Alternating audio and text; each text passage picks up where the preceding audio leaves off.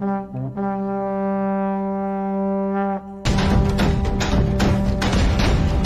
live.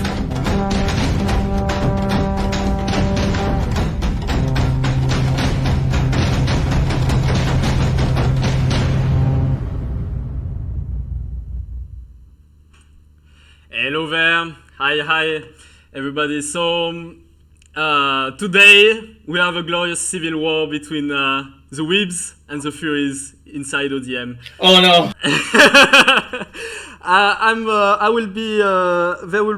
It will be a two-part series. First, we'll see some Warhammer 2 games. Then we'll touch Warhammer 2 3 games.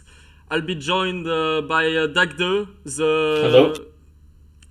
He is the leader of the Weebs. And then I will be joined by Katoshen, which is our Fury lover. So let's start right away. Dagde, how are you here? Basically, about a month ago, we were arguing which was the most degenerate, Weebs or Furries, and the argument exploded and the whole clan started taking place. It was absolute madness in our general chat, and we realized that there was only one way to settle it: a civil war. So, to understand, first we need to understand what's a Fury and what's a Weeb. And I guess for that I might ask Katoshen what's a Fury. So go for it. Okay, hi guys. Apparently I got roped into this. Also, as far as I can tell, I was the reason this war started, so I'm very sorry to everybody involved. But yeah, let's give a short explanation. Actually, the explanation of what a furry is much more boring than you would all expect. A furry, or a member of the furry fandom, is pretty much exactly that. It's a fan. It's similar to someone who is a Trekkie or somebody who is involved in Star Wars or Lord of the Rings or any other fandom, which is a fandom. Just that in this case, the actual fandom is not based on a single franchise, but on the very general idea of anthropomorphized animals, which, if you look at human history, have quite a lot of history. No matter if you start with Egyptian gods having animal heads or people turning into animals in pretty much every mythology. You can also look at modern media like Worgen in World of Warcraft, or Skaven in Warhammer for that matter, or Beastman, or any other kind of media that has, I don't know, cat people or whatever. And that's pretty much it. That's the only thing that qualifies you as a furry. A certain fascination with characters of that type. Everything else that you might have heard, I guess, exists, but it's not the main purpose or idea. It's just that furries are also adult people, and adult people have certain interests. I'll keep it at that. But yeah, I saw that.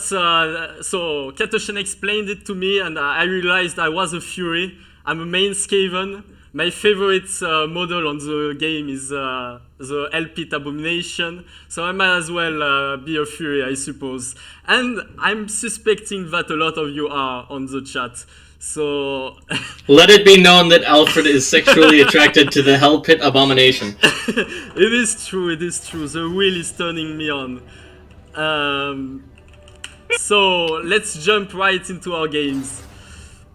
Oh, by the way, just to clarify, even though everyone already knows it, a weeb is someone who likes Japan, watches anime, watches hentai, or mains elves. It is important to know also that if you are playing Genshin Impact, you are definitively the worst weeb of them all. This is actually how I became. This is actually how I became the leader of the Weeb clan, because I actually played Genshin Impact. Yes. So it automatically qualified me. Dagde, out of all the people, is probably one of the worst weeb in our clan. Let it be known. So. Let's jump straight right into it. First match is between AC and Xypher. You can read it up.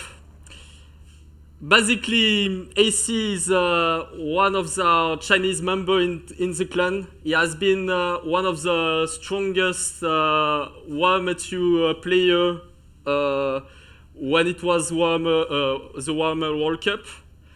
He can play about anything, but he mains, at least from my understanding, Tom King, Wood Elf, and Empire.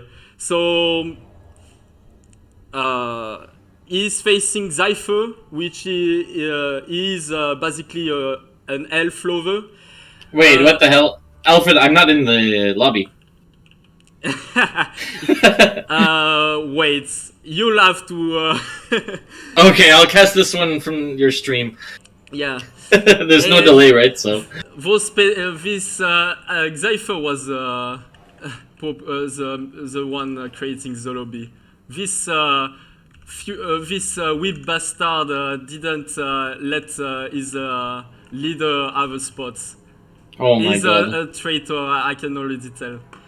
Already starting. So I'll cover my Fury, fellow Bovine arm.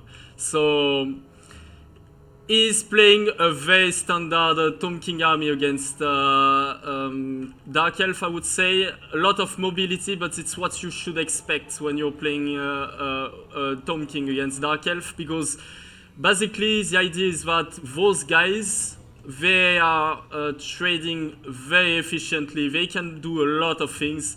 And for Dark Elf, the Dark Elf player, he needs to step up with his cavalry and gets a lot more invested into it if he wants to start playing the mobility. But then it allows the Ushaptis to actually do work and have very good targets. So you see one Ushapti, the regiment of Ronan, very good at sniping things and killing cavalry in general. And yeah, a bunch of mobility. One surprising thing for me is he's playing archers. This is, pretty much a way for them to, for him to kill Black Arcs. What about the Dark Elf team side? I would tell you if I had it on in front of me, Alfred, but yeah, fair enough. unfortunately I do not. So yeah, pretty standard both for us because you don't want to die against Ushaptis. It's a way for them to play against Ushaptis, and I'm not a huge fan of the crossbow, Dark Repeater crossbow, but I guess if he can use them efficiently, it's alright. Overall, you will see a Firecaster, which is understandable because let's face it, it's the best way to roast the front line, and it's probably going to be very brutal for the Tom King player to actually protect his archers, not because of the burning head on the archers, but because of the burning head on the skeleton spearsmen, because it will open the middle and he will get probably a little bit pushed. We are experiencing a little bit of lag, but it's alright. So let's see. This is the tech team speaking. Can you please share your screen on Discord so Doctor can cast with you? Fair enough. There's no delay then. Yeah, it would work. Yeah. Tech team over now. So sorry for the technical difficulties. It's gonna be my first charge onto some of the horse archers for that was Dark bad Elves. trade. And I must say ACI has been super lazy. What's going on? So he's gonna get supercharged. Oh, he's okay. Spirit Leash on this side. Oh my god, everything is running in melee. What's going on with AC? Does he have technical difficulties right now? I don't know, but everyone is trolling me right now. Okay. I mean, Cypher is also Pepe-guying a little bit. You will see a beautiful burning head, very bunched up Tom King formation. Not a lot of things going on the right side. I guess he's starting to put some of his micro on it. God, it's paining me to see the archers getting in melee. But it's what I'm seeing right now. Like, as you can see, it's opening up very quickly on the front, and you get to the archers pretty undefended. Oh god. So I'm actually getting a report right now that the archers did not want to be called furries. They didn't consent to this, so they're actually protesting by suiciding themselves in Melee. That's fair, that's fair. No, that's not fair, what? Okay. I mean, so far, what can you say about the state of the game, Dagda? Who do you think is winning? Well, it looks like the boat door is about to get compromised, which is problematic because that's a lot of the DPS. If he can shut down, I mean, if Dark Elves can shut down the Ushapti Greatbow, though, it will be quite big because of those Hargoneth Executioners. But I don't know what he has right now that can really shut down those Greatbows because all of his cav is compromised. Oh god, it's paining me to see. Oh yeah, never mind. He switched to the cavalry. I thought at first he was shooting at the Dread Spears. Okay, so far, strangely enough, I think the Tom King player has an edge, but I would say the Dark Elf player had better engagement overall, which is a little bit surprising. I guess whenever I heard me flaming him, he started to step up his game. So, I mean, that's. I would like to see some infantry going on those skeleton archers. At least, yeah, it sounds pretty brutal for now for the Dark Elf player. Arkan the Black on horse can dodge the fireball, but in this case he was stuck in melee, so couldn't do much. Also, Dagda, do you know if the Cold One Knights can duel two Nehekara horse? Yeah. Yeah, I doubt it, because the Cold Ones have to pay a lot for armor piercing, right? And Nehekara horse are really cost effective. So I guess it's what happened on the right side. Right now it sounds pretty brutal for the Dark Elf player, but yet again the thing is I foresee a problem on the Tom King side is that he needs now to start kiting. There's nothing left from the Dark Elf player that can threaten a kite from the Tom King, and yeah. Oof, Arkan is getting compromised by the assassin. Like, assassins in this matchup are very difficult to kill. I guess the way the normal way will be to play with monsters, or to play with like any type of duelist unit. But the problem is, as you can see, because of their infantry size, they are getting knocked back. So usually the Tom King player just do not bother, and it's usually a problem in late game, but you win with other ways. Yeah, it's actually interesting not to see Marathi here too, because she's quite brutal with her debuffs against the low stat Tomb Kings. Actually, you can get like Skeleton Spearmen down to 0 melee attack, which is quite funny, just by having Marathi near them. It's brutal. Moati is brutal, but I guess Moati is always brutal no matter what. Yeah, it's true. Oh, he's using Web of Shadows. It's a nice Web of Shadows cast on 3 units. 1 gets deleted, but it's still 2 units after that. I guess it's a nice way because it's not too bad because you're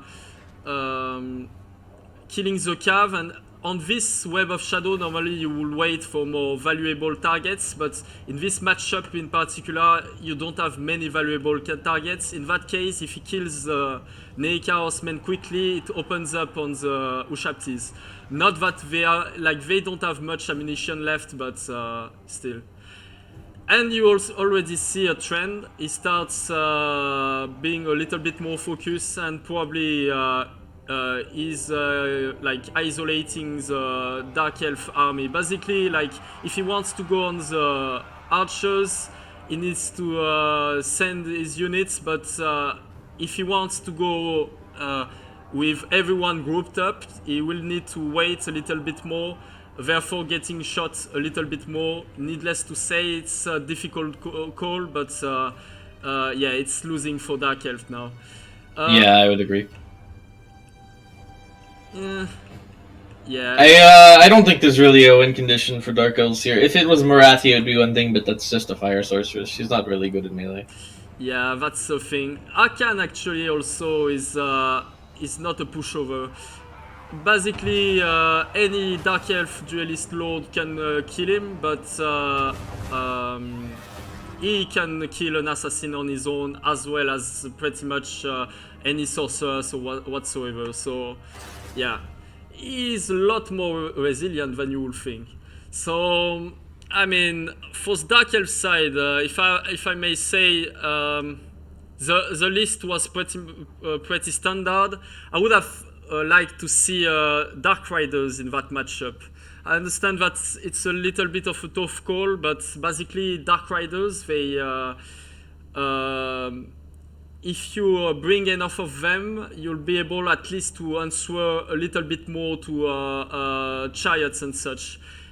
Going full on cold ones, they are super resilient, but they tend to be,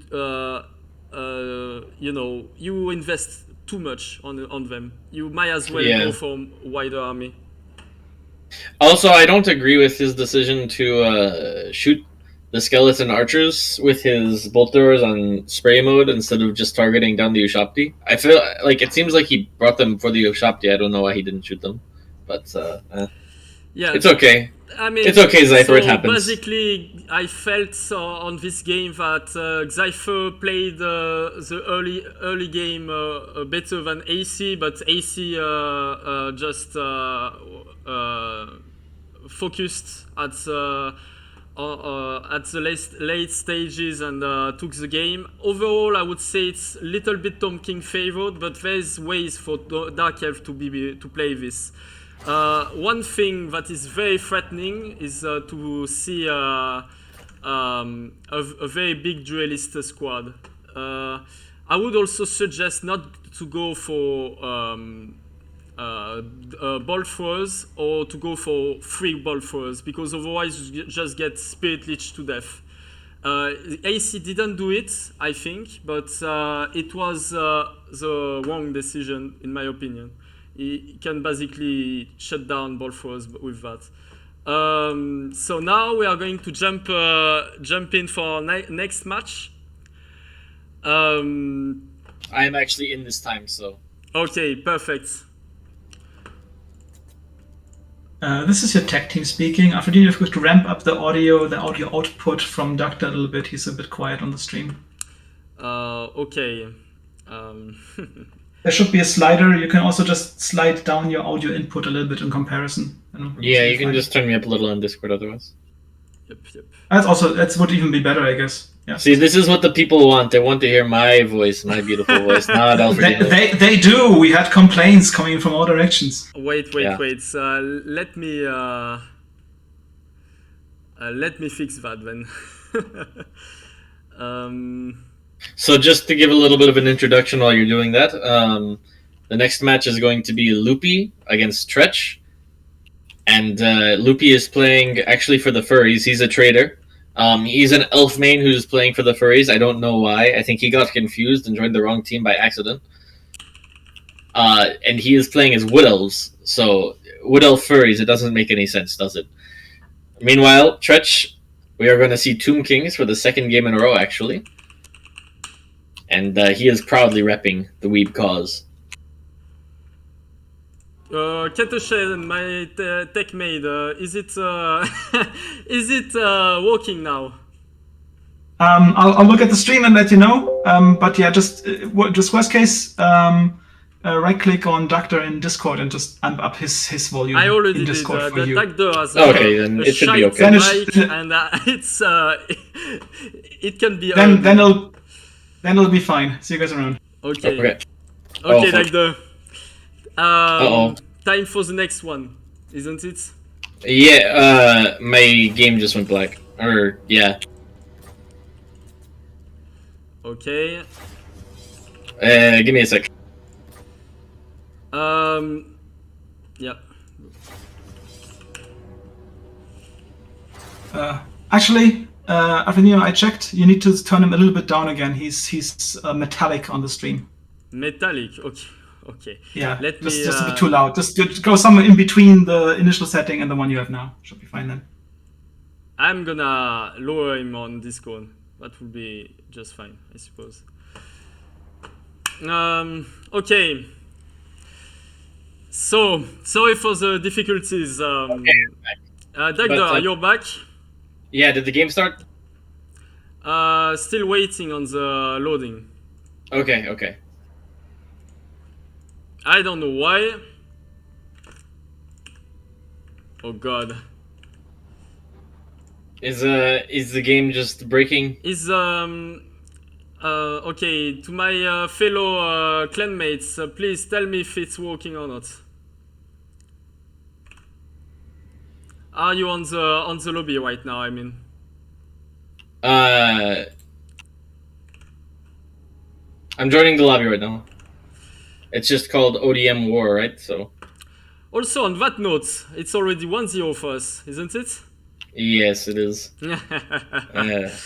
Aye. The Furies are going strong on the whips, as it should be. Failed to join game, unspecified error. We're having a great start to today. Warhammer 2 does not seem to be very friendly right now. Warhammer 2 seems to be not working for me as well. I'm gonna restart. I hope that the players right now can... The lobby is probably dead, actually. Yes, I hope that they are creating a lobby on ODM Civil War.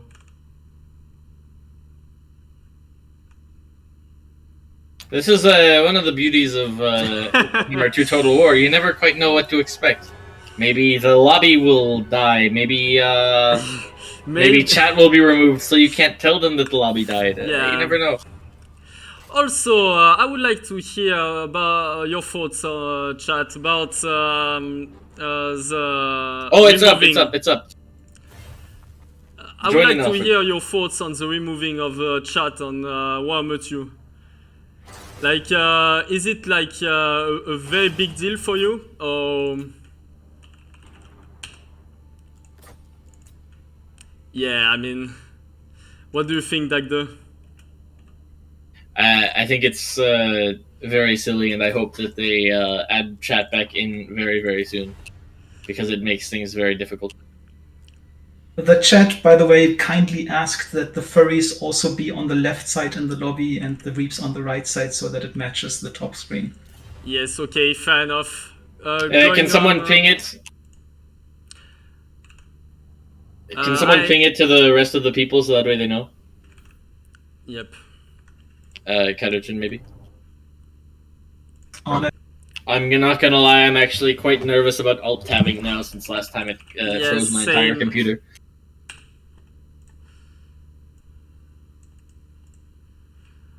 Okay. So it looks like the map for this one is Gulbaraz, which is quite an interesting map.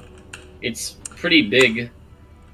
But actually about 1/3 of the map along the right corridor is swamp. So people generally don't like to go in there. But it can be used strategically. Yeah. So it's 2/3 basically flat and then 1/3 swamp with hills. So we'll see which, if anyone decides to deploy in the swamp. I would imagine if anyone would, it would probably be the Wood Elves, just to disrupt chariot play, but we'll have to see. Yeah, it's an OG map. It's one of my favorite, I think. I think it's yours as well, isn't it, Dagda? I quite like it, yeah. Yeah. I feel like terrain in Warhammer overall is nice. Probably I would prefer something with a little bit more terrain compared to Galbaraz, but at least without terrain, it's very fair. Whenever you think about it, the problem is having a lot of terrain is pretty much killing some factions. Like if you're playing on Altar of Darkness, okay, it's maybe going too far, but just already going on Tour of OF, this map is technically okay, but thinking about it, you'll have a whole forest on one of your side, and it's a little bit problematic for some factions. So let's see. Now it is Wood Elf versus Tomb Kings, which is quite an interesting matchup, I think. Okay, I'm gonna also change that real quick. Oh boy, am I hearing something in the background? Yeah, sorry about that. Anyway, would you like me to go over one of the armies? Yes, no, so let's start with you, Dagdo. Alright, well, I'll go over Tretch's Tomb Kings. So, he has a Tomb King Lord on the Sphinx, which is a pretty good cheap option. He has a Lich Priest of Death. I actually can't see the spells, but I'm assuming it's just Spirit Leech. He has, it looks like, 4 Nehekara Horsemen, which are very cost-effective in this matchup and very good. 3 Skeleton Chariots, which are important to kill infantry. He has 3 Skeleton Horse Archers, which are important to kind of zone out air a bit. And then he has a front line of just cheap Skeleton Warriors and Spears. And actually a couple Tomb Guard. So a little bit of elite infantry in there too. So for the elf player, oh my god, Loopy is going strong. So he's having Oak Riders as well as a couple of cavalry. He chose to opt for the Wild Riders, which I think is a nice way, a good thing, since it basically means that he will be able to trade a little bit more efficiently against the Nehekara Horsemen. For the record, this matchup is pretty bad for the Wood Elves. He's going for Blade Singers, which I think is great. At least he's going for some meme. The spell with Fly as well. Meme. No. See, this is why you should never trust a furry to give advice about a weeb faction. And Wood Elves are like the ultimate weeb faction. I can tell you, Blade Singers are great units. In fact, it's kind of amazing, isn't it? Loopy is taking Blade Singers, which are basically the ultimate weeb unit, instead of something like Treekin, which maybe you would expect from a furry. So I'm not convinced that he's even on the right side here. So, oh god, you have the Wild Riders getting frontal charges, but it's pretty bad for them. I wouldn't have thought he would go for it. Oof, and no peel at all for the Chariots. So right now, Loopy is in a little bit of a tough spot. Strangely enough, we see no Ushabti Great Bows for the Tomb King side. So there's not much to punish those Oak Riders, and there's not much to punish the Wild Riders as well. Oh my god, he has Overcast Aspect of the Dread Knight to give magic damage to cut through the Blade Singer and War Dancer physical resist. That's quite cute. It's a tech, but it's actually a nice tech. Tretch is you can see that Tretch has been pretty informed whenever it comes to this matchup. Aspect of the Dread Knight should always be bought if you go for a Death caster, because otherwise the Sylvan Lost Knights are going to steamroll your army. There's little you can do. Even the Ushabti's great bows take a lot of time to kill those guys. So yeah, you should be careful. Oh god, I'm very scared of this charge, because I feel he's dedicating resources on things that doesn't matter, while the Chariots are cleaning the front line.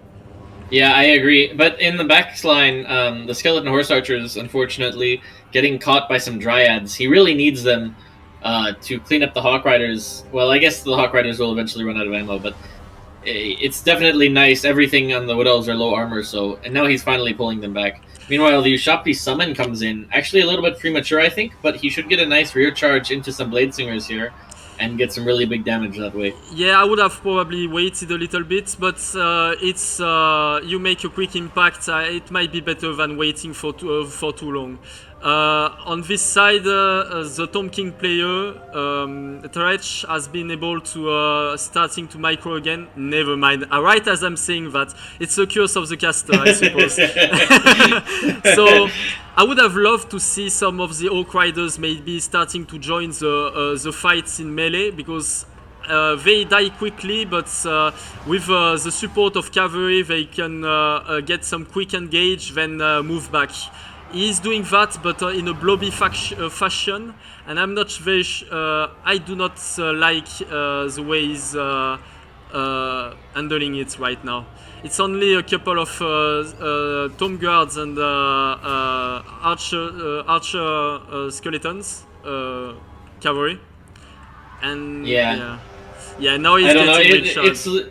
I would say it's looking quite rough for the Wood Elves, but they do have some tattered Blade Singers and War Dancers, and the Chariots are actually pretty much dead, so it could be pretty awkward to deal with them for the Tomb Kings. They're extremely cost effective against pretty much everything the Tomb Kings have left. A lot. He's getting trapped big time here. I'm not sure now. Okay. One thing that is good for that is going good for him is that, as you said, chariots are going down, and I suppose skeleton archers don't have much to work on now. The Hawk Riders are out of ammo, which was a big win condition. And oh man, huge terror out. All the Wild Riders are dead. And honestly, I don't think there's enough mass to deal with the Tomb King. I don't know why the balance of power is actually so good. Yeah, that's the thing. It looks quite one-sided right now. Yeah, the Tomb King is going to. Oh my God! The Tomb King just destroys all the. Look at man. I don't understand why he brought Blade Singers and War Dancers when he's on the furry side, but they are getting absolutely wrecked by this Tomb King. Yeah, I don't understand either. Is Stretch a fury for bringing a kitten, and Loopy a secret weeb for bringing all those naked ladies? It kind of looks like it, but you know what, Alfred? Since the Tomb King player won, I'll take it. Yeah, but do we consider that then we get a point? I don't know about that. I don't think it's how it works, but I guess we'll have to have our referees take a look at it. Fair enough. Our Fury specialist on chat can decide. But at least one thing is that he brought an eagle, a lot of eagles, I suppose. So you can say that technically he went for like a little bit Fury style, you know. Okay, so Zypher coming in chat with the big facts. He's saying that maybe the Tomb King actually, the Sphinx counts as a cat girl, which I'm going to just take. Oh, so, okay. Cat girls are extremely weeb, of course. Fair enough. How you have been playing and now that I think about it, Alfred, the two Hawk Riders, and an eagle. It's quite a bit of animals. Yeah, that's the thing. That's what I'm saying. Maybe we could call it for now and so on. We could call Loopy Falco in our clan, because he's truly representing the bird people right now. Now that I think about it, I'm pretty sure that it's different type of whips, like the how do you call cat girls? Isn't it a special type of the whipdom? It's like Nekos or something. You know, we've played. I know that a lot of ODM play League of Legends. They sometimes will use the voice chat for it, and maybe we can name this Tomb King, this Chad Tomb King with 80 kills. We can name him Ari. Yeah, but I must say, with my little, with me knowing a little bit the characters, that is not especially cute. But on that note, it was effective. Loopy has nothing much, couldn't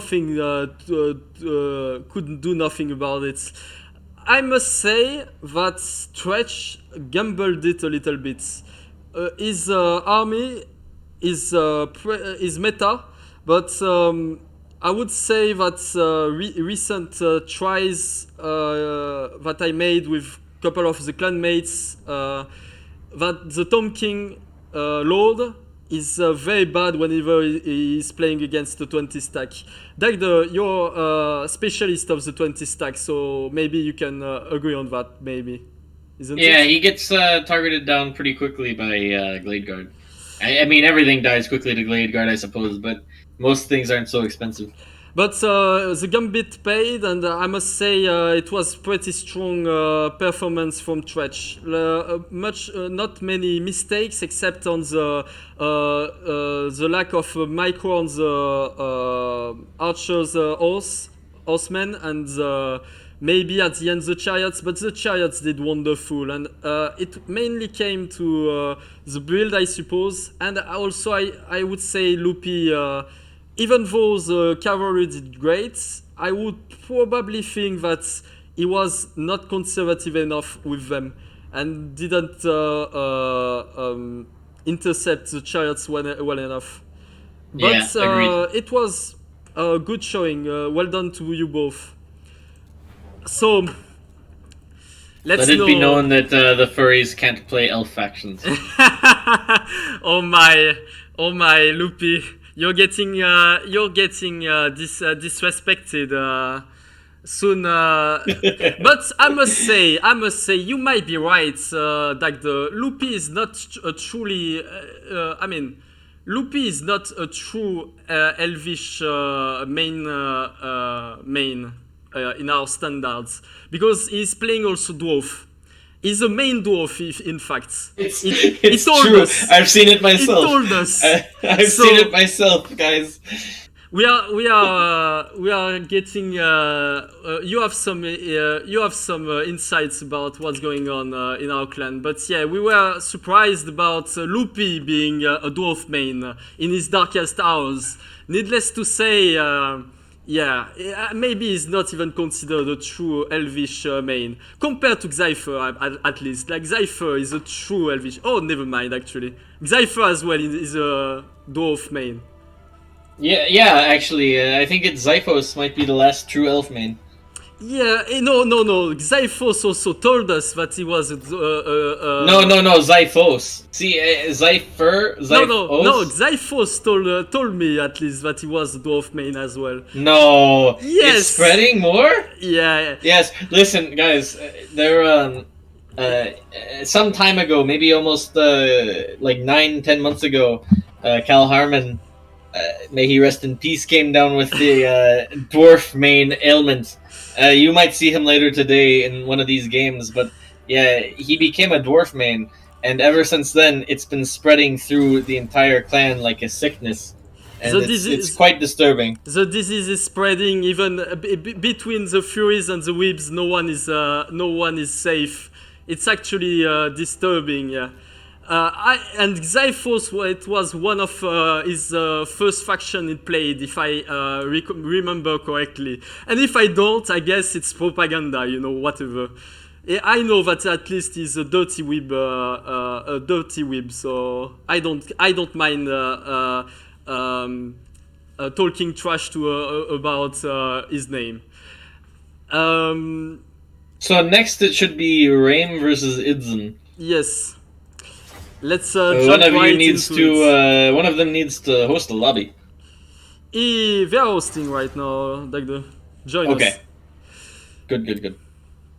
So we have Vampire Count versus Noska. This is quite a dreaded matchup for Noska, if I may say, but probably Noska has 4-5 good, decent matchup in the whole game. So. I mean, is it the worst? No. I think it's actually traditionally, I think, quite even. I think vampire counts are played more, and maybe a little bit favored here. But honestly, I think Norska has a chance. With the disgusting blob. Different opinions. We will see who is right. But I would put my bet on Vampire Count. One of the things that made the Noska faction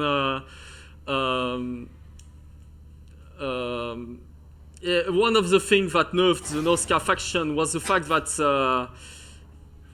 they got their mammoth completely destroyed by CA for some goddamn reason.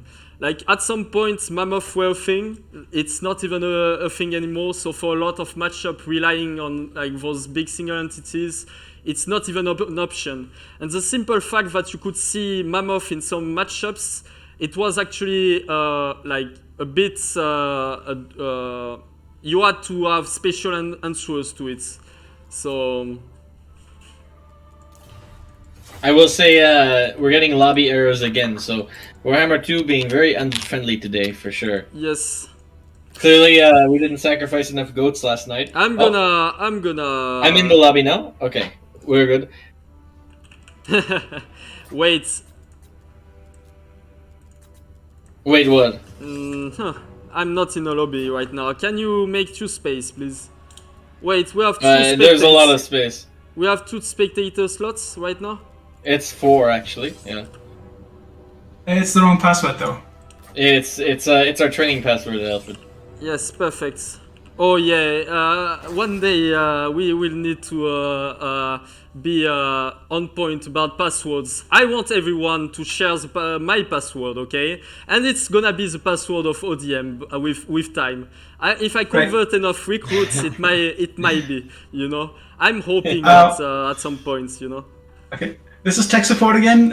You changed the order of furries versus weeps, but for the rest of the matches, everybody will watch that the furries are on the left and the weeps are on the right, so please switch the tags again. Oh god, okay.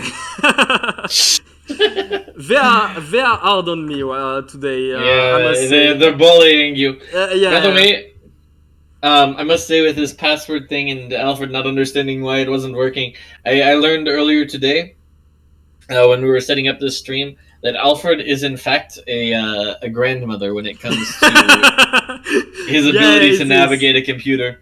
It's quite amazing. Yeah, forbid me. I'm actually. I do not even know why I'm playing computer games. I must say, it came down like to having a brother, I suppose, sharing with me some games, and I got hooked up on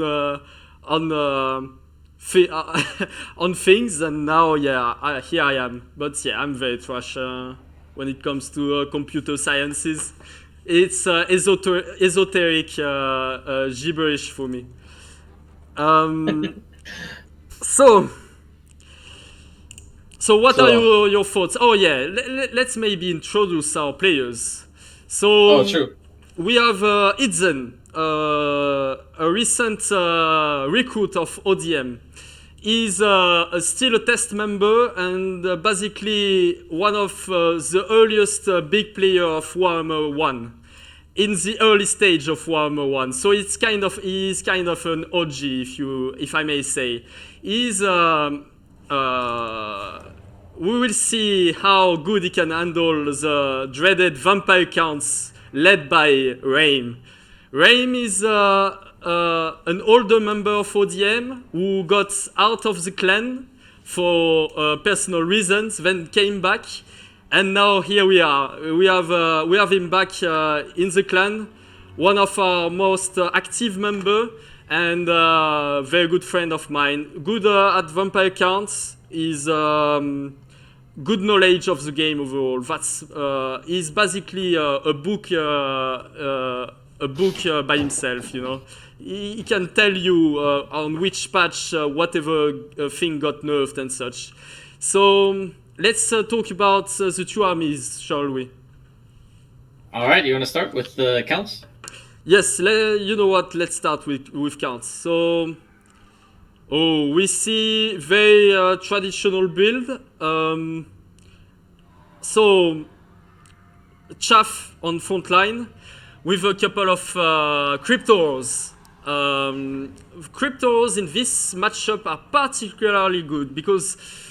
One thing that can catch the things that can catch the Mortis Engines will get stuck by the cryptos, and in general, Mammoth have a tendency to stop doing anything whenever they are getting hit by cryptos. They stop like following orders and such. It's a very nice site. For I can already say that.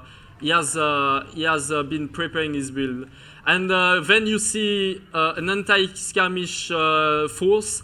Blood Knights not so much, but the hounds are able to prevent like any skirmishing going on, at least for too long.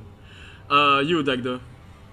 Yeah. Also, it's Vlad von Karsten actually, not a more usual lord, so that's interesting. Oh, wow, For yeah. Norska though, it's Wulfric on his mammoth. Clearly the only good Norscan lord choice, absolute Chad. Then there's 2 Marauder Hunters javelins, a big front line of Marauders and the Brutes of the Hound Berserker ROR. 1 Famir Warrior ROR, the Miststalkers. And then we actually have the Frostworm, which normally is quite a risky pick here, especially with no skirmish cav. But actually, as it turns out, Raim did not take any dragons or other air units, so it should be quite good at breathing down the Mortis. So we see an engagement. I would have preferred, but I guess he's doing it right now. That Itzen is a little bit less spread out because it's going to favor the vampire count player for getting spread out so much. You know, the javelin starts to shots and.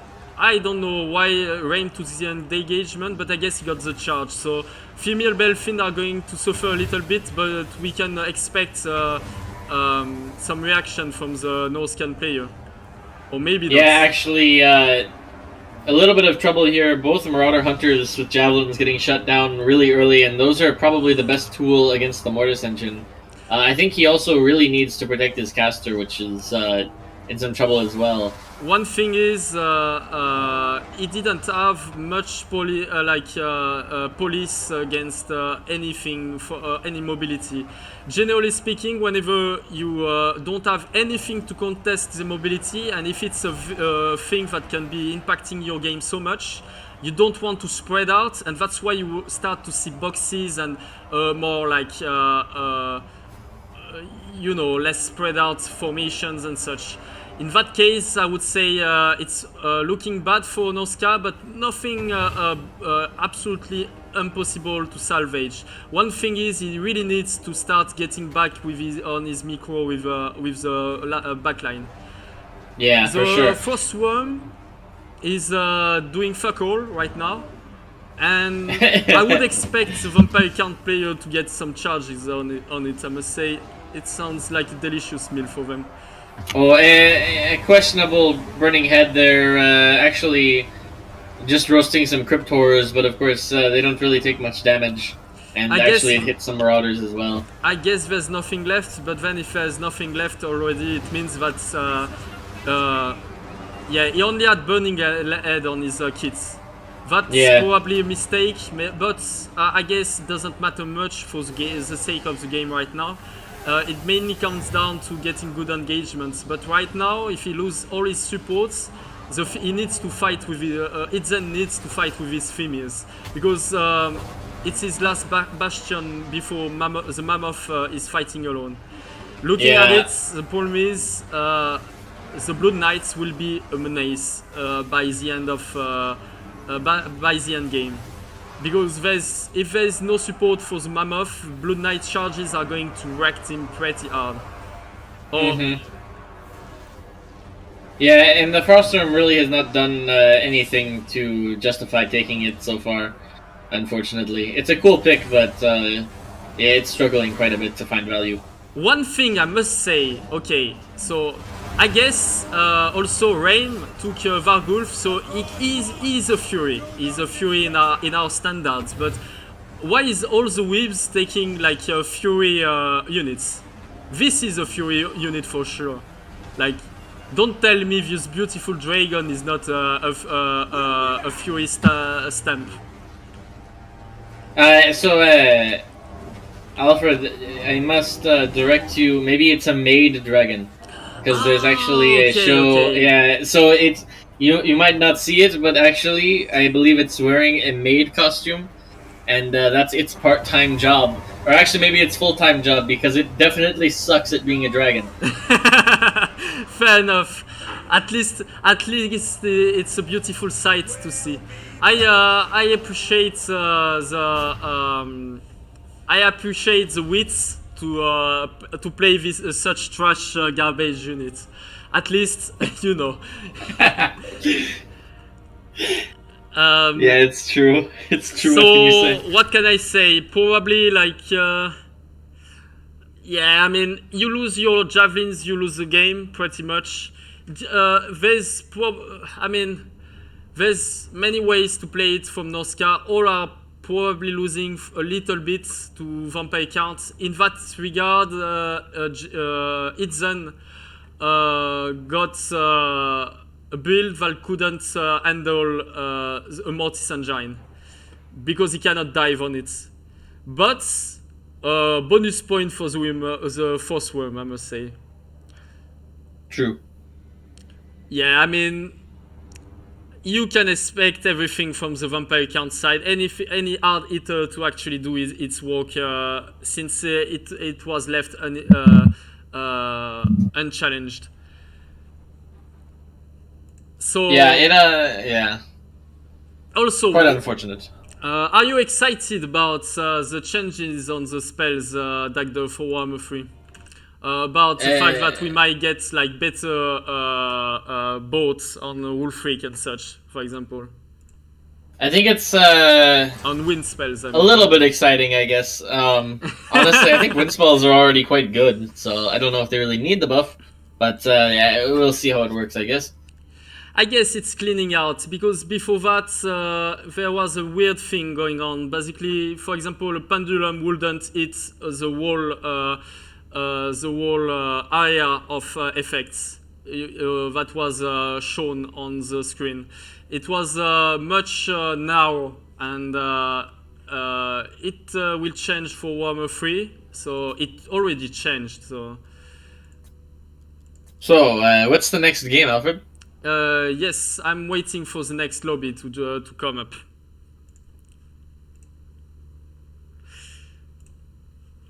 Oh, by the way, so the Furies are going strong on this one. Oh, hold on.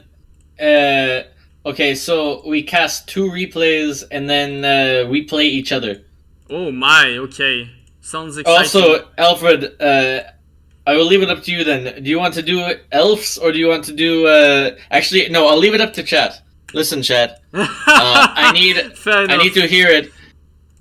Do you want me and Alfred to do Dark Elf versus Wood Elf? I mean, High Elf, Dark Elf versus High Elf? Or do you want us to play a Vampire Coast mirror match? That's Vampire Coast versus Vampire Coast. Type your thoughts in chat, and whichever one gets more votes will do. Can I at least tell my point of view? Do you want me to become a Fury, or do you want me to show the glorious side of Vampire Coast?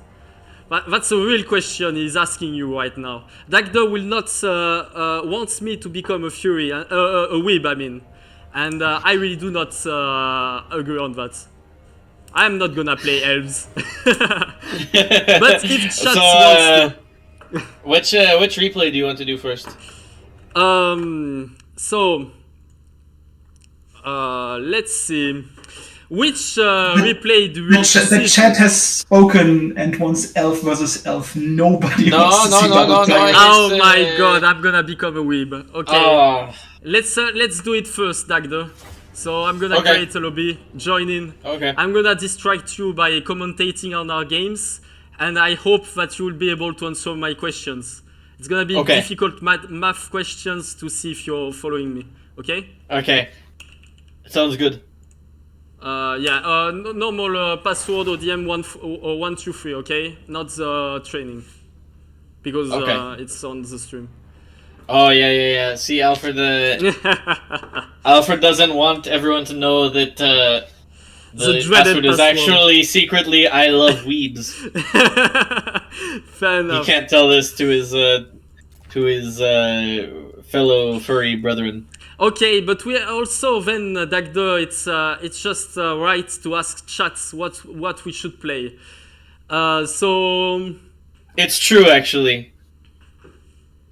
Maybe we should just have the first person in chat to pick your faction, and then the first person to pick my faction is what we play. Like you are going to mute yourself, and chat is going to tell me what I should bring. Okay? I see. Okay. I will. I'll be back in a few minutes then. Yes. Get back in a few minutes. So, let's see. I'm gonna have troubles. Dagda, when he's saying he's miming, usually he's not miming. It's a lie. He's telling he's miming to you, but don't believe him. All right. So you want to know what chat was the first faction that chat called after you asked the question? Yes. Lizardman. Oh wait. Okay. You know They what? say it's the real furries, though, technically more scaly, but I guess it works. I guess we are here to provide for all tastes, so does that matter? Exactly. Let's call it exotic and go with it. Yeah. For those who are asking that, I suppose they can look at their. Wait, themselves. Alfred. Yes. Wait, what faction are you playing? Chat is asking for Lizardman. I'm just following chat, so chat. So you might as well go back in your filthy high elf den and I see. So he's scared of the elf mirror. I see. Be careful okay. if you get more memed on. It's because you didn't meme enough. Okay, we'll see. We'll see how it goes. Okay, chat. Tell me. I need suggestions because otherwise I might not be able to. I'm not creative enough to fulfill all your desires. I know that you have some degenerate ideas out there. So okay, so the first guy talking within the scope of Lizardman is obviously into big muscle boys because Nakai came up as the first choice. Nice.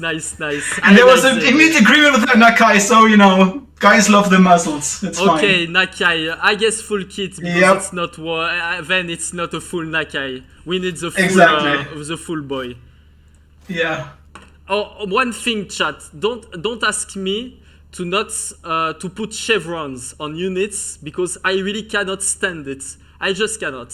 I will not. I will prefer to cut things on my characters, not to see chevrons on things. Okay, so that's my only condition. Except that, you can do whatever. So far, no chevrons. But everybody lost the Nakai idea, so I guess you're stuck with that. So Nakai. So we go on the Nakai theme, I suppose. What was in the DLC of Nakai? I guess the Sacred Crocs were in the DLC, I think. Yes, Sacred Crocs Eagles. That's the first. That would be a nice thing. Also, Sacred Crocs on this matchup in particular, it's okayish. Like it's bearable. You shouldn't bring it for say, but it's alright, I suppose. You know what? What about the on ones? I provide you on ones. Are you entertained? what was also asked for was Lord Croak. Oh god! Because he's a hero and you need a cast. Okay.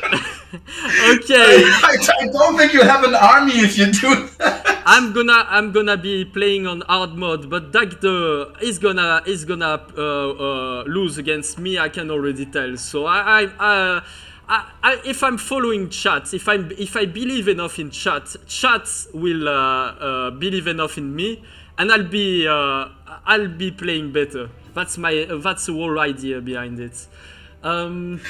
Okay, so can I at least can I at least get a couple of units? I mean, the next message was literally Dreadsorian, but I think at this point everybody is fine with you filling up with skinks or something, because otherwise there's no way you have a match, man. Oh god, I mean, I would be memeing against a bunch of people. I have a lot of respect for Dagda. I know that Dagda, for the record, has been here for a year now. and he has been a very active player in our clan, but also a very strong one. He brought a lot of results. He's a main vampire account, so I'm catching him off guard playing High Elf, I suppose. But I expect no less than a very good game from him. Okay. So no longer strong suggestions. You can fill up with whatever you think is right. Okay. I guess it's. It sounds playable. Like I see this. I know that I'm winning. I guess I'm gonna have to. I'm gonna have to do a little bit of magic out there, but it might be okay. Oh God.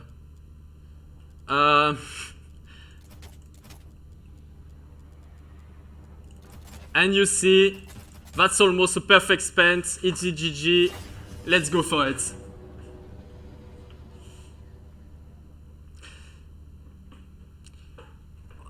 For myself, basically I got recently delegated the role of chief of ODM, and there was a lot of for the story. Basically, we had a lot of internal moves going on. Basically, we changed a couple of pillars in the clan, and we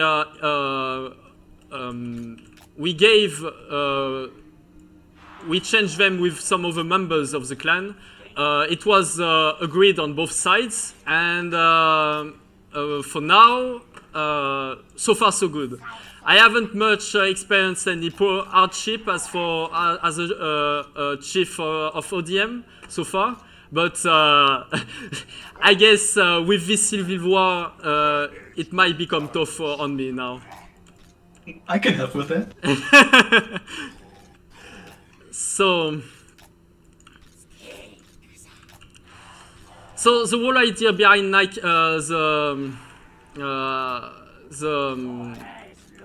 the whole idea behind the Croxigos are sacred Croxigos is that they can get through physical resistance.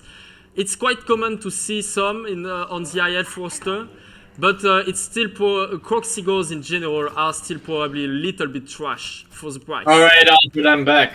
Hey, Dagdo! I was memeing on you and saying how trash you are to the chat. We'll find out right now, huh? Yeah. We'll find out right now. Okay, let's do it. Are you ready? Let's go. I hope I can make you tilt, because otherwise it will not be a true picture of our training sessions together. Hey, I can't deny that.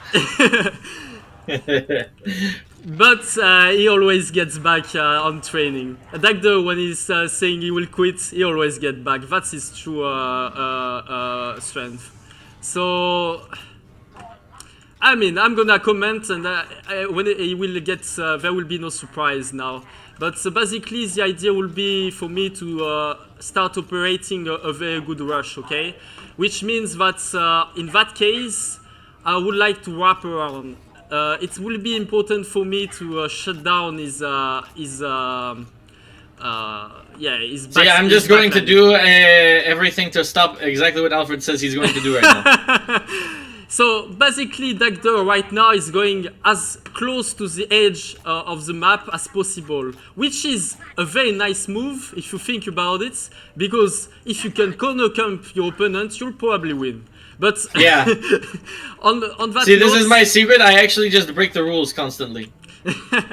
We all do in a way, but right now it is important for me to deny him some. Basically, it's important for you to. It will be important for me to shift the attention of my opponent. If I start doing so, he needs to separate his army. It will be for me the best way to decide whether or not I can engage.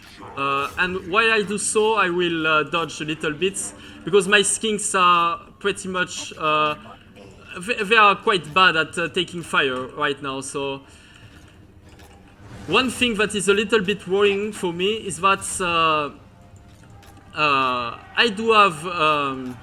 Oh God, he has Plague of Rust. Wait, and he has Tyrion, Imric. Never mind, it's even better. I must say, you give me it's glorious. So my first mistake was to use skinks, but I'm gonna adjust it very quickly. I need to I need to use it on this, and I need to start attacking with the skinks. It's going pretty bad for me because I do not micro well my troops.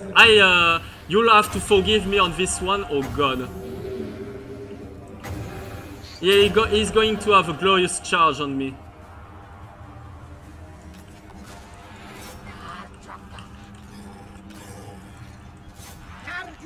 You need to push forward as much as you can right now. The thing is, I'm already losing a little bit because Dagda has been very knows what's going on. Basically, whenever he starts killing all my cavalry, he'll get a field day by killing all the.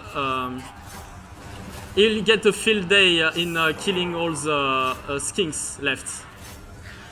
Yes, it's true. I need to make them fight harder, and oh my God, it's going a little bit bad for me probably. It doesn't seem like it for now, but it is. It will be if I do not step up my game. So make sure to always get back your troops, I suppose. I blasted one of his thing. Now I need to push forward. Yeah, he still has too much. Oh God, I didn't take the charge. He still has too much cavalry going on right now.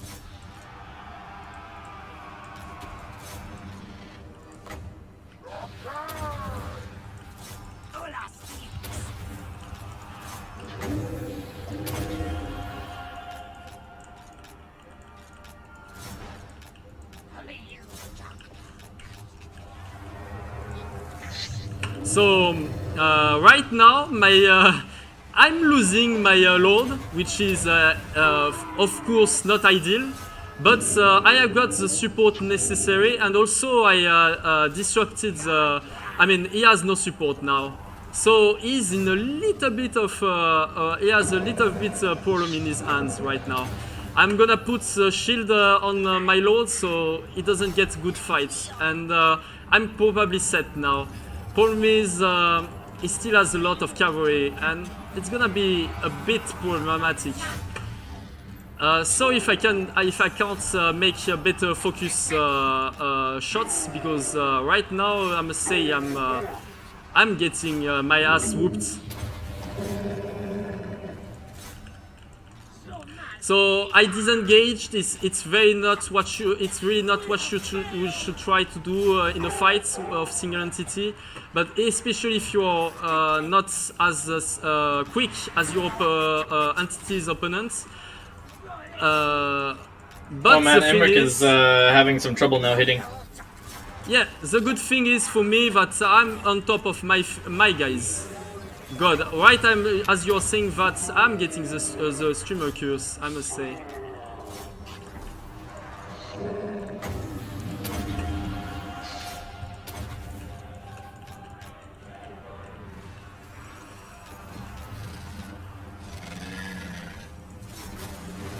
Fight on! Fight on! Oh God!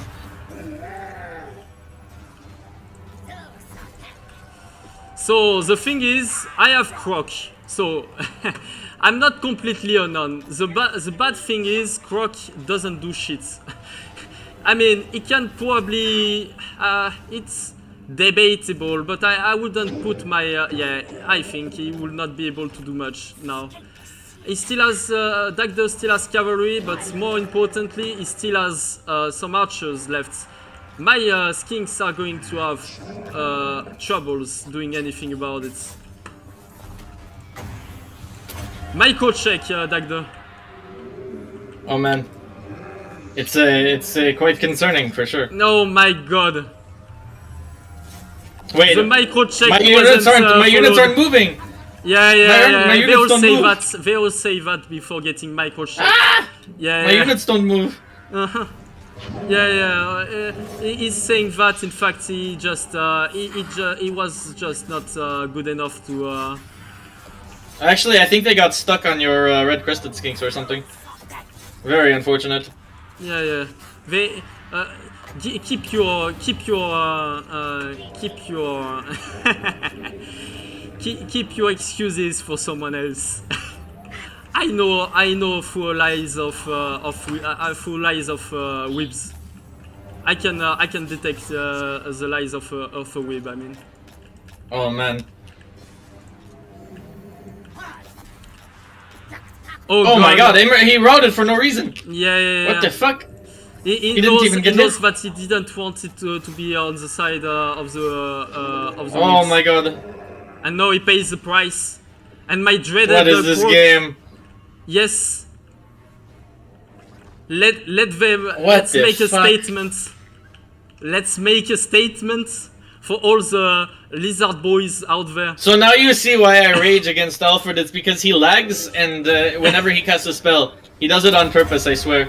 He causes lags, so that way you can't dodge the spell. It's actually his secret. Some other people say that sometimes I have a cracked version of the game because I start having mages that can do 2,000 on duelist uses and such. You oh actually, my god!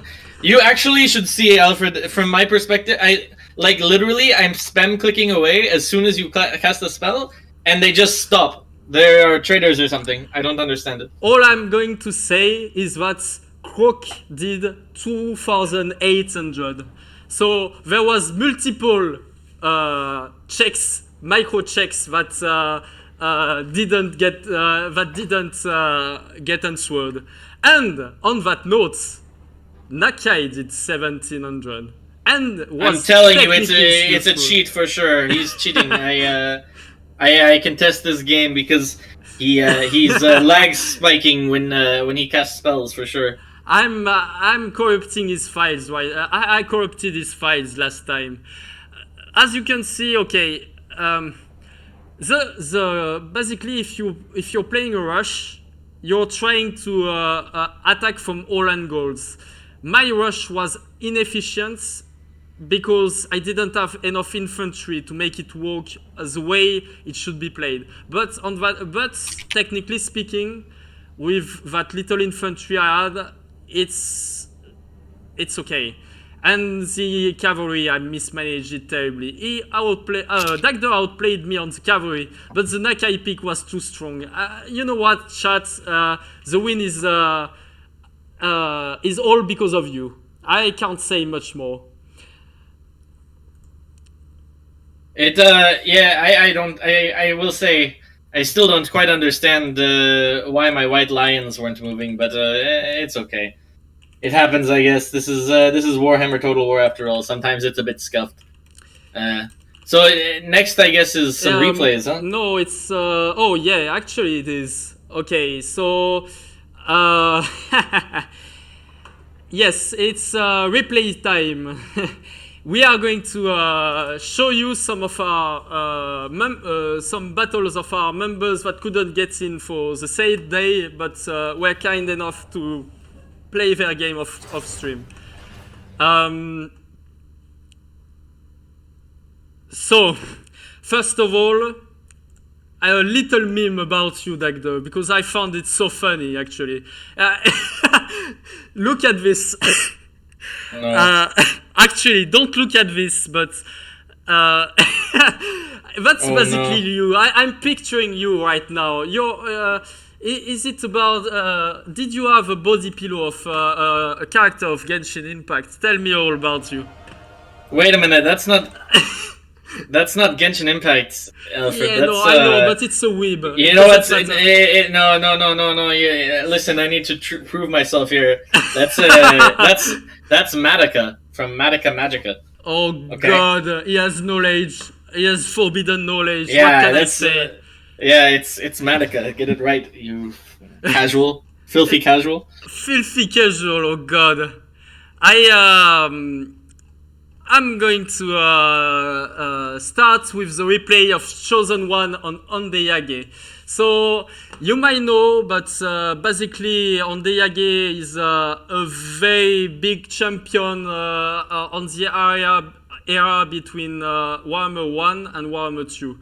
And he is and was one of the top player of the world. Last World Cup he was top 16, if I remember correctly, and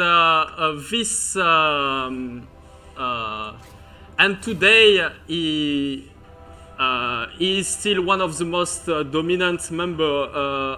Most of the most titled member of our clan. If you think about it, he's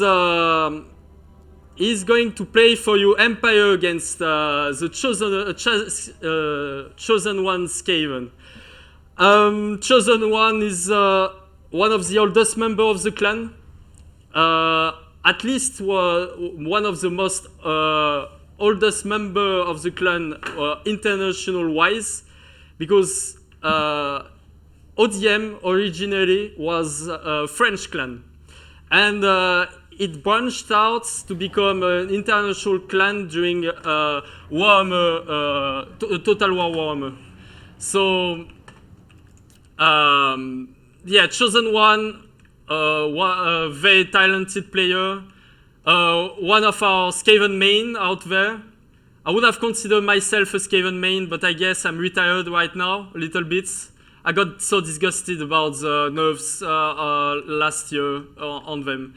Fred, yeah. and so get to a certain point, like 10 seconds or something, and pause it. And also make sure to remove the meme. Yeah. Yeah. What time did you get to? Let me. Yeah. Sorry. Tell me. What? No, just what time? Like in the replay, so that way we can start at the same time. Oh yeah. Oh shoot. I'm 13 seconds into the replay. So, okay, I'll tell you when. Yeah. Okay. Also the scoreboard. Fair enough. Oh yeah. Thanks, my middleman. I'm gonna call Katoshen Alfred because he's my true butler right now. I'm able to keep up with everything because of him. Thanks to him. So. All right. So I am at 13 seconds. So wait a sec. You're gonna have to wait because if you do that, I'm quitting immediately. I've got boomer hands, you know, and it's a little bit difficult for me right now. Oh my god. sorry about that. All right. I swear I will. But so are you in yet? Wait, I need to a quick interlude. Sorry. Oh no. Well, here I'll go over the armies in the meantime. So for Anjage with his empire, a true man of the people, he has Volkmar on his chariot. He has a light wizard with Shem's Burning Gaze and Net. He has triple pistoliers, which is actually a very interesting pick. You don't normally see that here. He has a front line of Flagellants, Free Company Militia, and the Sigmar Sons. He has 4 Spearmen, and then he has 4 Huntsmen. So it's quite a ranged-heavy build. There's no actual like traditional heavy cav, and I must say it's actually kind of a strange build. So I'm curious to see how it'll work. Yeah, I can already say it's a very strange build, but technically effective. From the Skaven side, you see the dreaded globs. Out of all the units of the Skaven rosters, it's probably the last busted one, if I may say. The problem is, it's basically the only really reliable one. alongside the rat ogres, but for not for the fact that they are especially efficient, but more so because it's the only way for Skaven to have very good mass. So you see a very rushy style of play, and I mean you have many ways of playing it as for Skaven, maybe less so for Empire, but the strong plays are coming from the Empire side, I would say. Alfred, do you want to go ahead and unpause it, and I'll just count it down, and we can unpause at the same time since we're both at 13, okay? Oh god. All right, so get ready. Are you ready? Wait, you are Your old 13? boomer I'm hands? at 19 right now. Oh my god, Alfred. Yes. Hold on. I'll count it down. 3, 2, 1, go. Unpause. Okay, so you can continue with your thoughts. Sorry. Yes, so right now there's a strong rush. Oh my god. Oh, never mind. Is it the real Ikshit triads? Yes. No, it's a fake. It was a good a good try from the Chosen One to trap the troops. Oh, and the some pistoliers getting caught by. Oh, that's very unfortunate. You have like the Globadies in front, which is very unfortunate as well, and overall it's very messy fight in the early stages. Both players are trying to throw the game. They've both been paid by the leaders of the other side. Yeah. I for Chosen One, it's expected. He's the main Skaven. He will do anything to betray his own on the side. My team, by the way, is because I forgot. Onde Yage is the weeb out of all, and Chosen One is pretty much a Fury. If you ask him, he will say he's a Fury with conviction, you know. So keep that in mind next time you see him in tournaments, in tourneys. True. Oh man, dreaded 13th spell. It kills the huntsman. Oh wow! I mean, it's not that easy. Okay, ouch. I must say. Oh, nice charge to disrupt the slaves. It's not that easy to dodge. Okay, it's easy to dodge, but the disruption will be here no matter what with the dreaded 13. It's unfortunate that he got killed one unit, but it can happen from time to time. It's very messy fight anyway. Yeah, after last game, I don't believe anything is easy to dodge anymore. Yes, I guess when I'm spam clicking away the whole time, and it doesn't work. So, I think actually there was a secret buff to spells, and now it's impossible to dodge any. You have the Ishin Triads getting targeted by, I mean, having no good fights for them. It's Chosen One has been cleaning the front mainly because of the Globadiers. I mean, those guys, as long as you have 3 models in the units, it doesn't matter. They almost have full efficiency in terms of DPS. That's why they are absolutely god tier, in my opinion. That's very unfortunate. The ants on the retreat got shot by the Globadiers. I'm pretty sure they will not. They will be almost done for the game now. Skaven ants are pretty trash, but you can see already a trend in the on the field is that I can't see a way for Empire to pull it out. They have almost everything compromised at this point. And remember, the Eshin Triads on the late stage of the game, whenever you have stoke on units, concealment bomb, I mean. It's actually pretty nasty because there will be some mind games. You cannot know whether or not the unit will be here and such. There can be some very interesting plays on the Skaven side. Yeah, the only hope I think for Empire is that Volkmar is still full health pretty much, and maybe he can. That's a nice little net play onto the Rat Ogres, and he's gonna charge him with Pistoliers. That's very I guess he's hoping for a rout. Yeah. It's a very good play. Also, you see the terror kicking in. Probably they will be done for. Oh wow! Yeah, good on the Yage for seeing it. And Chosen One is micromanaging some of his units. Right now, at this point, he's just regrouping. Problem is, he already spent his 2 clones. The Iksha's Triad, they are probably the most underrated regiment of renown when it comes to Skaven. Because if you think about it, it's basically a better triad for 200 more that can summon twice. The summons do no damage, but the thing is, it's distracting. It doesn't matter, a summon is not here to do damage especially. Some type of summons, yes, sure, but most of the time it's just to occupy. In that case, Extra's Triad provides you 2 free summon for no Wind of Magic. Yeah, it's true. It's obviously it doesn't do damage, but it's still quite strong. You can make some very interesting plays with it. And also, it's just a cool unit. Yeah, true. I mean, the more abilities on a unit, I guess, the better for the game. I'm pretty sure. And I'm actually curious about this pick. What do you think about the Vulcan Trash Lasher, Dagdo? Well, I mean, they actually have fire resist, and Volkmar does fire damage.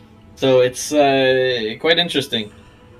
I think quite interesting indeed. Technically, like you can see from time to time, Knights of the Blazing Sun having a unit that just can take the charges so much more efficiently might be a way. Pistols are mismanaged right now because they are killing a lord that will not die to what's left of the remaining ammunitions. So I would probably wait for shots on the Ratogers. But I must say, at this point, it's literally Volkmar against the world with a couple of tweaks, I suppose. You have the Huntsman. Yeah, sorry. Go for it. I would agree that he should shoot the Ratogers, because honestly, Ratogers are kind of the only thing left that can kill Volkmar. If he can get rid of them, and they are all very low HP, then Volkmar actually has a decent chance to carry. So, I mean, at this point, I'm gonna leave you commentate on it, Dagdo. Okay. I'm pulling off next surprise. Oh boy. So,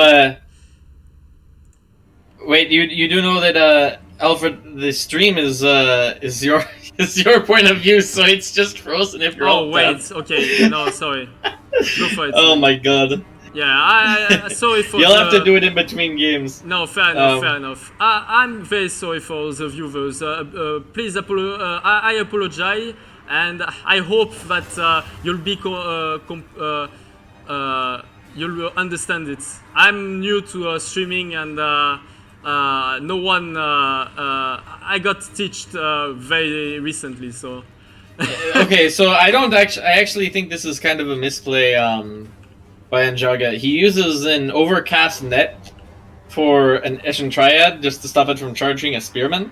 Honestly, I think the Spearman is just dead anyway, and he should be using Overcast Burning Gazes onto the Lord or some Ratogers or something. I would argue that the Lord is too healthy right now to do anything about it, but I would surely wait and for nets on other targets maybe. Thing is, right now, the real problem for on the Yage is that there's there's still things that are that have more speed than the Huntsman. If he could have shot all his shots with the Huntsman, maybe there could be a chance, but it will imply that he can do kites, and it will also imply that Chosen One is have brain damage and can't dodge anything, which is both on both it's a little bit difficult. You see the poor okay, I don't know why Chosen One has a very cracked version of the game. I can already tell. Look at those dogs. My dogs, my wolf rats, are basically taking one fight and they almost instantly route to just a Manticore charging them. I guess his dogs are just heroes of the people. No, it's because they're furry dogs. They get an upgrade. Yeah, but I'm a furry. I'm a proud furry. What don't disrespect me. I don't know. We'd have to see. No, I guess I'm not a real fury, but Chosen One is. So you might have a point on it. Do you even play Skaven, Alfred? Have you even played Skaven once in your life? Dirty talks. Right now, if you don't understand that, right now, Dagdo is basically insulting me. Okay, I've been trying to claim, even though it's propaganda, I've been trying to claim that I'm a Skaven main for the past years, you know, and like he's just trying to debunk my claims. Yeah, So- it's true. So do you want to actually triple speed because Yeah, it I looks like guess- they're both? Yeah, I think I If I don't was see a scrapping way. it I out, don't see I a like- way for Volkmar, right? I like the commitment. I do like seeing this in games. It sounds bizarre, but yes, this is not this is in the attacking rule probably. Whenever this gets out, definitively it's not. But you also have to consider that whenever you are doing such a thing, you gain no advantage by doing so. So it means that there shouldn't be any healing from the Empire side, for example. There shouldn't be waiting for your cooldowns and such. I guess you could argue that Volkmar was waiting for his cooldown on his blessings and such, but I would argue that it was fair game. So at least there's no bad blood whenever it's Civil War. So Yeah, it's true. I mean, what can Although I say? I wanted it to be known that all the furries are filthy cheaters. So far, so good for us, I must say. I'm gonna update the scoreboard, but it sounds pretty good. We have been popping off. Yeah, we'll see. We'll see how it goes from here. Well, we might as well show that thing you wanted to show now, huh? Yes. Wait just a sec. I couldn't set it up, so I might as well.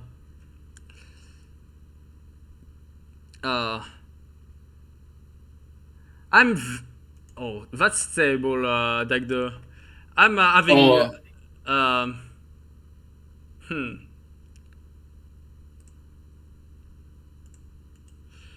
Wait. What's I'm going on? I'm such a moron. Sorry. Sorry about that. What's going on? No. The thing is, basically, every time I'm doing one simple task and every time I'm forgetting about it, since I don't have like the uses of streaming, I have to think again of what I should do to just update the scoreboard. That's how bad I am with technology. Just saying. Poor, yes. Forgive me, guys. Forgive me. Now we are going to dive on another replay.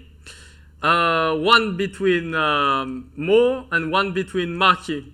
So, no, sorry. One between. Sorry, I'm getting confused. Whenever Wait, it's either green one. It's either Marky or Moore. Which Yeah, which that's one the would you thing. rather?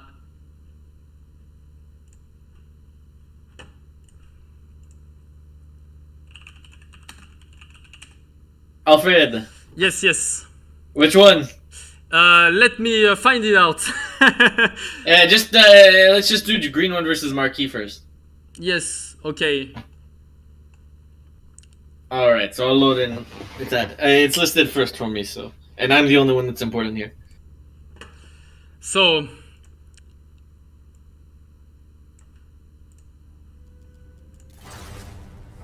Okay, technical difficulties, but it's gonna be fine with time. So, can you see the logins? Are you updated? Do you pause? Can you pause? I'll pause it at 3 seconds, okay? So, about the players, Green 1 versus Grow Marquis. So, Marquis is he got into the clan alongside me, or pretty much along the same time period. It was a long time ago, and he's a green skin main. And you have Green 1 who is a Norska main that will play the Chaos side. So as a quick note, Green One it was the chief of a clan, Spanish clan called EC. One of the one of the two best players in the Spanish community alongside Showtime, and a very good friend of mine. He has interesting way of playing the game. Basically, you can't really expect things for Green One. He will always bring unusual ideas. He has pretty much a meta of his own. As for Marquis, he's a very old school green skin, and pretty much it reflects on the peak of Azag. I'll jump. You can jump on your fellow Weeb. Okay. Dagda. So wait, Alfred. I think actually you have it backwards, right? I think Green One is a weeb.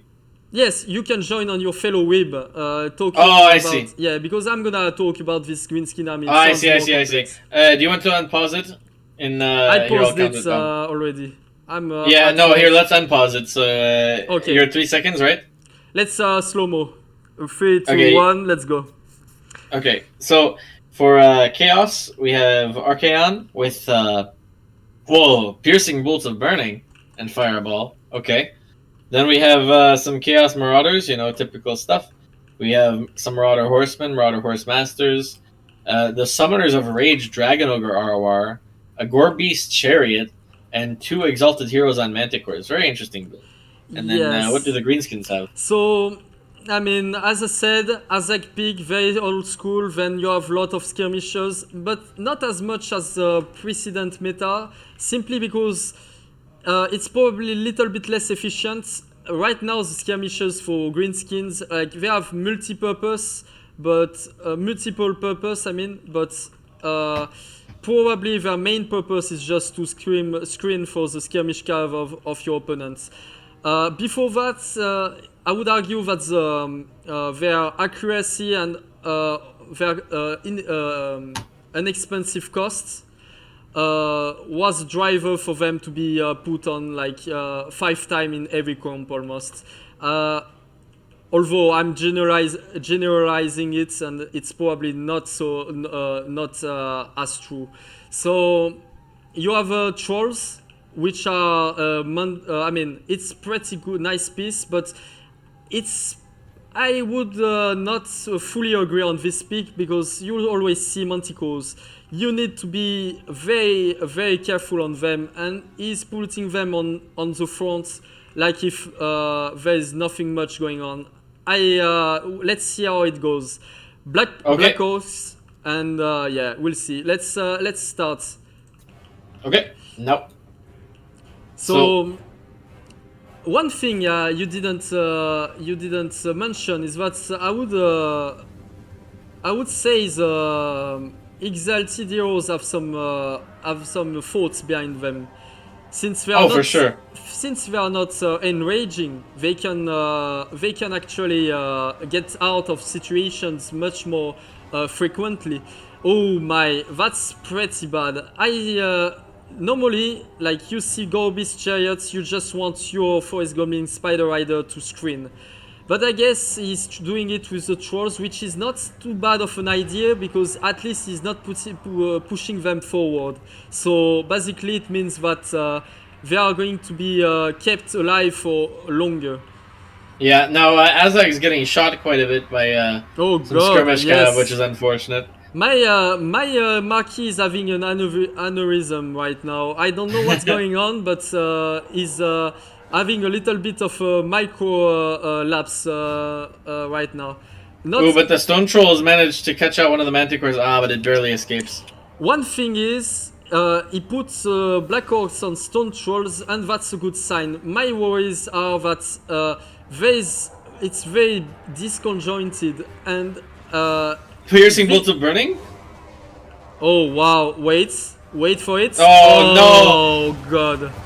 Oh my god. This spell, I've been rediscovering it in Warhammer 3. I think it's if it wasn't for more for Burning Head, it would be probably played instead of the it would probably be played.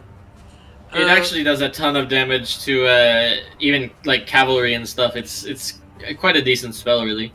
So that's like, this was the losing engagement. You see that, it's already GG.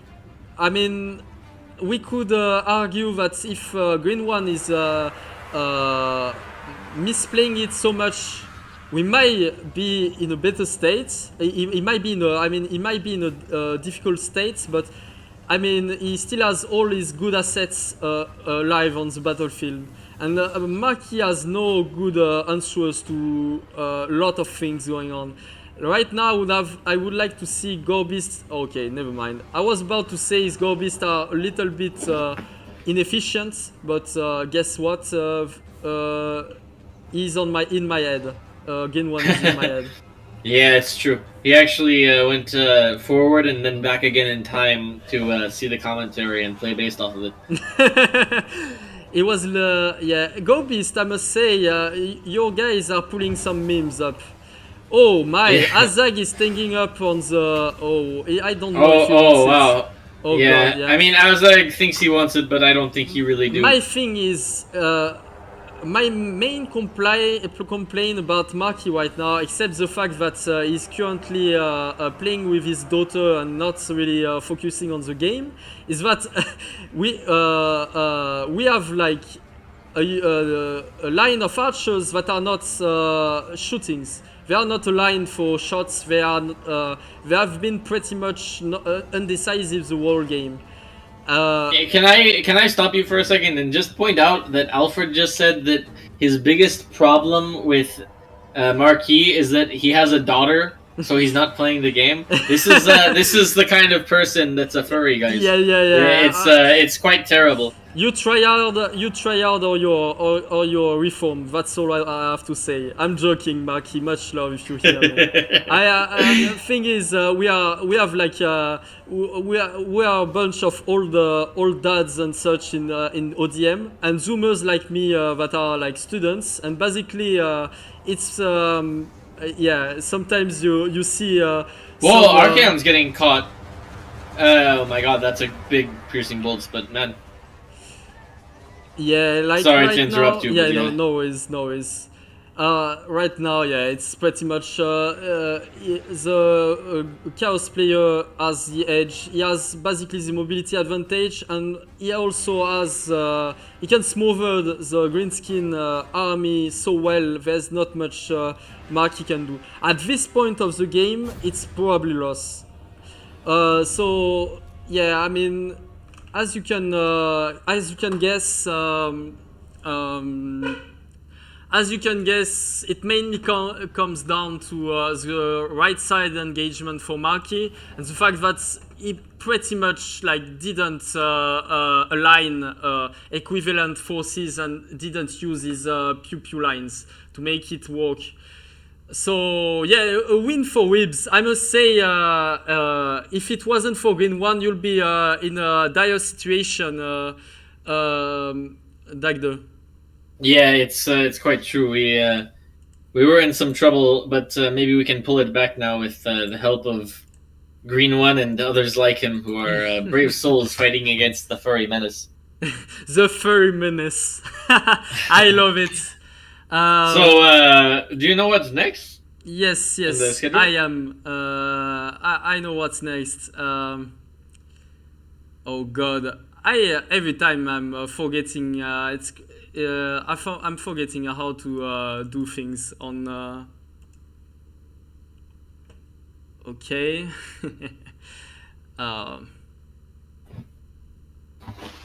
Yes. Okay. So.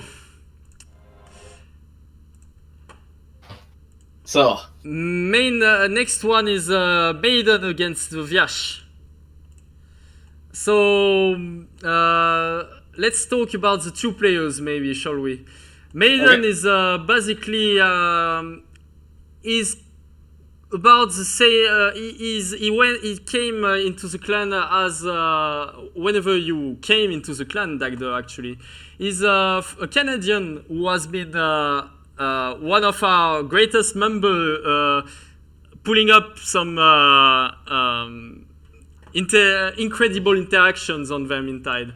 Very good IF player and a very nice lad to have around. So I'm eager to see how it goes.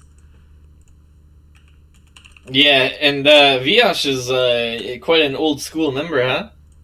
Yeah, Viash is one of our oldest members. I mean, not exactly, but he's he's older than me actually in the clan, and he's a fellow Skaven practitioner.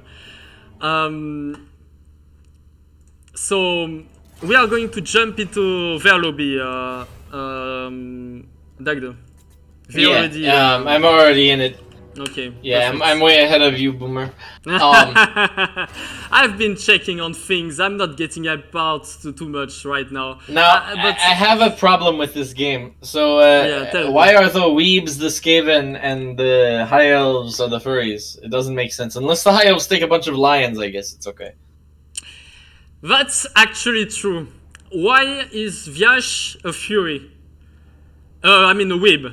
That's a good question to ask. Vyash, hold on, I need to find Human Boy and see if he has any weeb Skaven fan art. Oh god, I don't. Okay, actually, I want to see it, but I don't want to see it. If Human Boy has some stock about this, I'll be keen to see it in my DMs, but not right now. I don't want to see this this degenerate site on this screen. Yeah, Vyash, you're a betrayer, but that's alright. We forgive you. On that note, AC Maiden is showing us why Alpha Furies. I know. Everyone is saying that they are weebs, but the thing is, if you they are mounting eagles, okay? Whenever you play Alariel, you don't want to play her on foot, okay? You want to play her on eagles. That's pretty much how it comes. And I mean, whenever you refer to Alariel, do you refer to her as the pigeon lady, or do you refer to her as the weeb lady? That's my question to you, Dagda. And you have no answer to that, I can already tell. I realized something just now. I realized why I lost earlier. Why my White Lions decided to revolt and not play for me, and not move out of the way. Yes, tell me. It's because I took Imrik, and if you think about it, Imrik is actually canonically the biggest furry in Warhammer, because all he wants to do is tame, shall we say, dragons. That's why there's so much fan art of him and Miao Ying. Fair enough. That's true, actually. Yeah, Miao Ying was a game changer. Yeah, true. So, which side do you want to go over here? I'll start with my fellow Fury. So he's representing us well with a lot of pigeons. Arcane Phoenix. So this unit is probably it's actually a very quite a strong one, I must say. Good single entity that can basically avoid the combats very efficiently. It has some strange mass, or at least some strange animation that makes it so it creates a lot of space whenever it attacks and moves overall. So yeah. Then a princess. Okay, that's very interesting. If my if Vyash is not going for a bell, he is going to suffer from the princess, because with time the princess can basically snipe a lot of things. A lot of cavalry, but it's expected, since if you're not diving the Skaven formation, you'll concede too much. And for the magic, you'll see the law of fire. Pretty standard. Again, if you're not seeing a lord on bell, it's GG, you'll lose your lord as for Skaven. Or then you'll have to intercept with Aratogers. Some wolf rats already almost getting caught out here. Yes. He does move them out of the way just in time, though. Yeah, Vyash is okay. Like he saw it. He's trying to redeploy a little bit. I would argue that it was a little bit conceited to go for moves like this for now. Oh god, let's see if he has. No, he has the wrong version of the game. He doesn't have the correct version of Skaven. Oh man, unfortunate. Yeah, that's unfortunate. 58 models and 90% HP, and they're out. I'm telling you, this is rigged. Alfredino is cheating somehow to make his side win.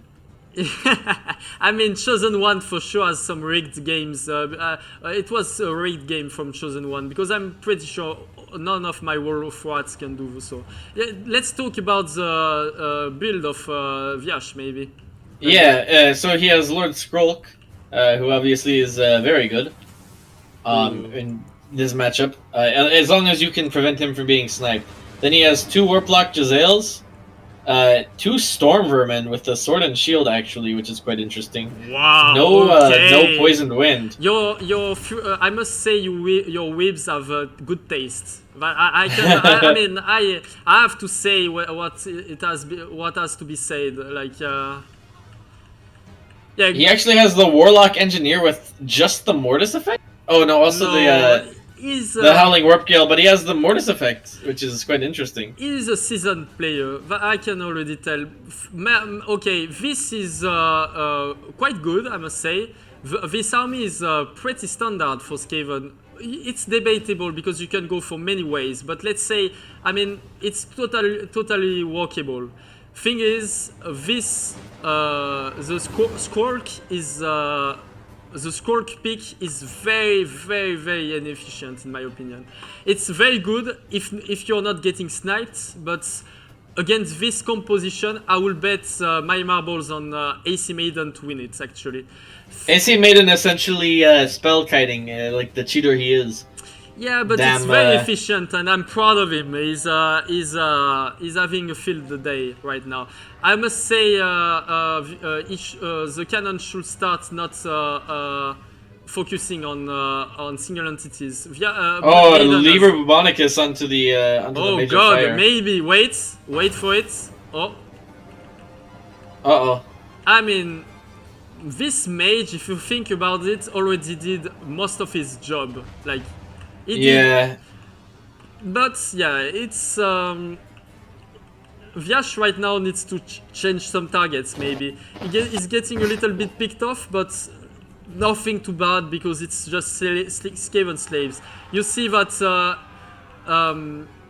Oh god! Oh god! Some Illyrian Reavers might get onto the cannon, which would be quite bad. No, never mind. They choose not to. I guess one thing to consider is that. I'm pretty sure if Maiden asks his cavalry to go on the cannon, the cavalry would pepega on him because of the terrain. It's possible. Oh, we'll see. Never mind, it's High Elf cavalry with a cracked version of the game again. The mage dies. That's good for Vyash. I would argue. But the Ikit Zap getting shut down is quite unfortunate. To be honest, I'm starting to think that this high elf build doesn't have enough killing power left already. Oh, I mean, look at this. Does it have enough killing power? I'm asking chat right now. Because I would say so, at least. Basically, Princess plus Arcane Phoenix there is no leadership, and if most of the range is shut down, will kill any number of Skaven things. So I would have argued that this was bad play for Vyash to go for this unit of cavalry, but the lack of micro from Maiden make it so it's actually rewarding for Vyash. He needs to get back but now he has Wolf Rats and Dragon Ogres outside of the fight, and both the Warplock Jazales are getting shut down. It's quite a disaster, really. Yes, that's a thing. I'm starting to talk like a Skaven, but one other thing to consider is that you see that infantry has been penetrating strongly the infantry side. Now that I'm talking like a Slanesh boy, God. You see those wolf rats, let's see their value. Yeah. They are going to have make quick work of those Illyrian rivers, actually. Yeah. If they got charged down, it would be not as bad as you might think, but for the IF's player. Yeah, it's true. Oh my god, the Arcane Phoenix taking a ton of damage Wow. from the Iked Zap Zap. It got double hit or something. I don't know what happened. Maybe also Liber Bobonicus on top of it. I would Yeah, probably it's argue possible. that it could have been this. Now it's very undecisive, probably in favor of Vyash was able to get back. Oh my into god, the game. that was a big net. If he Oh, can, wow. if he can keep the Iked Zap Zap firing, oh, it's big damage. Come on, Vyash, we need this win. Come on. Maiden, don't throw this game at me. You have it. I'm Throw this begging game, you. Maiden. Throw it. You know you Oh want to. yes, thank you, Maiden. Ah, come on, Iked Zap Zap. No, don't shoot Skrulk. Okay, it almost did. Oh, ay. It's gonna be tense. One thing to consider Yeah. is that Maiden didn't realize it was Vermin, Storm Oh Vermin. no. Yeah, I would argue now that, yeah, that's why you don't bring Scroll, guys. Yeah, Pretty it's much, quite unfortunate. thing is, even basically, I would argue that Maiden didn't fully play the full potential of his princess, but Scroll was already in Death Door from the start. Looking at this unit of Pikmin going toe to toe with full Ratogers is making my soul bleed. But probably, yeah, okay, he got a quick terror out, so perfect. Again, he didn't see that it was just Storm Vermin. He really needs to start using his ability on the Arcane Phoenix, on them. Oh man, but yeah, the terror routes are just going to be GG, I think, at this point. Yes, It's quite unfortunate. I would argue that as long as he's not losing his Arcane Phoenix, he's set up for the rest. Even even the princess can make good work on the eagle, since he can basically charge from behind much more efficiently than cavalry. Oh man, he gets onto the Iked Zap Zap and kills it with the princess too, which I think is enough to call it GG. He's on Iked Zap. Yeah, no, he can go. That's actually okay. One of my complaints about the artillery of the Skaven is that normally when an artillery dies, it produces some sort of a terrain, so it kind of blocks units whenever you're fighting on top of it. But for the Skaven artillery, it's just a pile of scrap that you can go on top of it. Right now, it was a very nice game from both sides. A very nice comeback from Vyash. Pretty much it came down to the snipe on Skork, the fact that he didn't guard him with Ratogers, so... Yeah, it's Oh unfortunate. wow! Oh, I thought... For a sec, I thought IC Maiden brought Flame Storm, which would have been a glorious sight, but... Yeah. Looking at it, I mean, yeah, it's pretty much doom. I don't understand the balance of power saying that it's actually Skaven favored at all, but you know, balance Yeah, of power just is wait going and to see do for its the thing. terror routes. Like, yeah, pretty much. Yeah. It's it's bad. Thing is, for this matchup, it's most likely Skaven favored, but it's losable from the Skaven side. Basically, from the IF side, as always against Skaven, if you can kill the Lord, it's GG. And you have two possibilities. One of them is to rush, like Maiden did, and you can kite a little bit if you start seeing that there is not enough against the kites, or you have to go for ball throwers. Ball throwers are quite efficient at dealing with Jezels. You know why I'm retired from Skaven's Dagda? I started. Why is that? Oh god! Oh my that was god! beautiful, Maiden. You made my day. Yeah, sorry. Yeah, you know why I'm truly retired. I had to find my words to say that it was Jezels that I was referring to. Yeah, terrible stuff. Yeah, it's unfortunate. Oh, Well, that's a little bit of style points at the end there. yep. Good job to both players. That was a very nice game. I'm really glad about this one. Storm Vermin, Vyash, you're making a statement with your Storm Vermins. Not that I'm not truly convinced, but I must say they've been doing work. So good on you, because you're very bold for taking them. It's actually nice. What can I say? I mean, you lose your lord, you lose the game. That went all came down to it, and that's why also it's pretty difficult to play Squawk. You could argue that Squawk is not completely impossible to play if you start putting rat ogres in front of him whenever you get blasted by fireballs. And since the princess is an uncommon pick, and that is also snipeable from the air, since you can pew it quite efficiently, I would argue that it's possible to play Squawk, but it's pretty bad, yeah. So now we are going to dive into more replays. Exciting stuff. Pantalonade versus Magic Young. So, what about those two players? Magic Young is one of our Chinese member of the clan. I would argue that he's one of the best green skin player I encounter, or at least I can attest inside our clan. At the time of the World Cup, it might have changed, but he was top 64.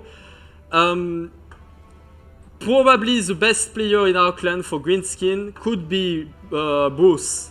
Alfred. Yeah. Yeah, there's a quite a small problem. So Cal Harmon, this bastard, he tells me he needs Wood Elves. He tells me I don't want to play anything else except Wood Elves. And obviously for weebs, Wood Elves are it's like the ultimate faction, right? Yeah, it's true. Yeah, it's true. so and now he doesn't show up. Oh God, what's going on? So now they're asking me to take his spot. So I can't. They're trying to humiliate me and make me lose 2 games because it's Ryzel's Beastman. Oh wow! I mean, Anodin's Subin and Cancel. Okay. I can do it if I need to. I guess. I'm surprised. You'll work it out with Anodin. Anodins will tell you further. But first, let me talk about the game. So you have Magic Young on one side of the Vampire Counts. It's one of his main faction as well. I would probably argue that he's better at green skin, but he's quite strong at Vampire Counts.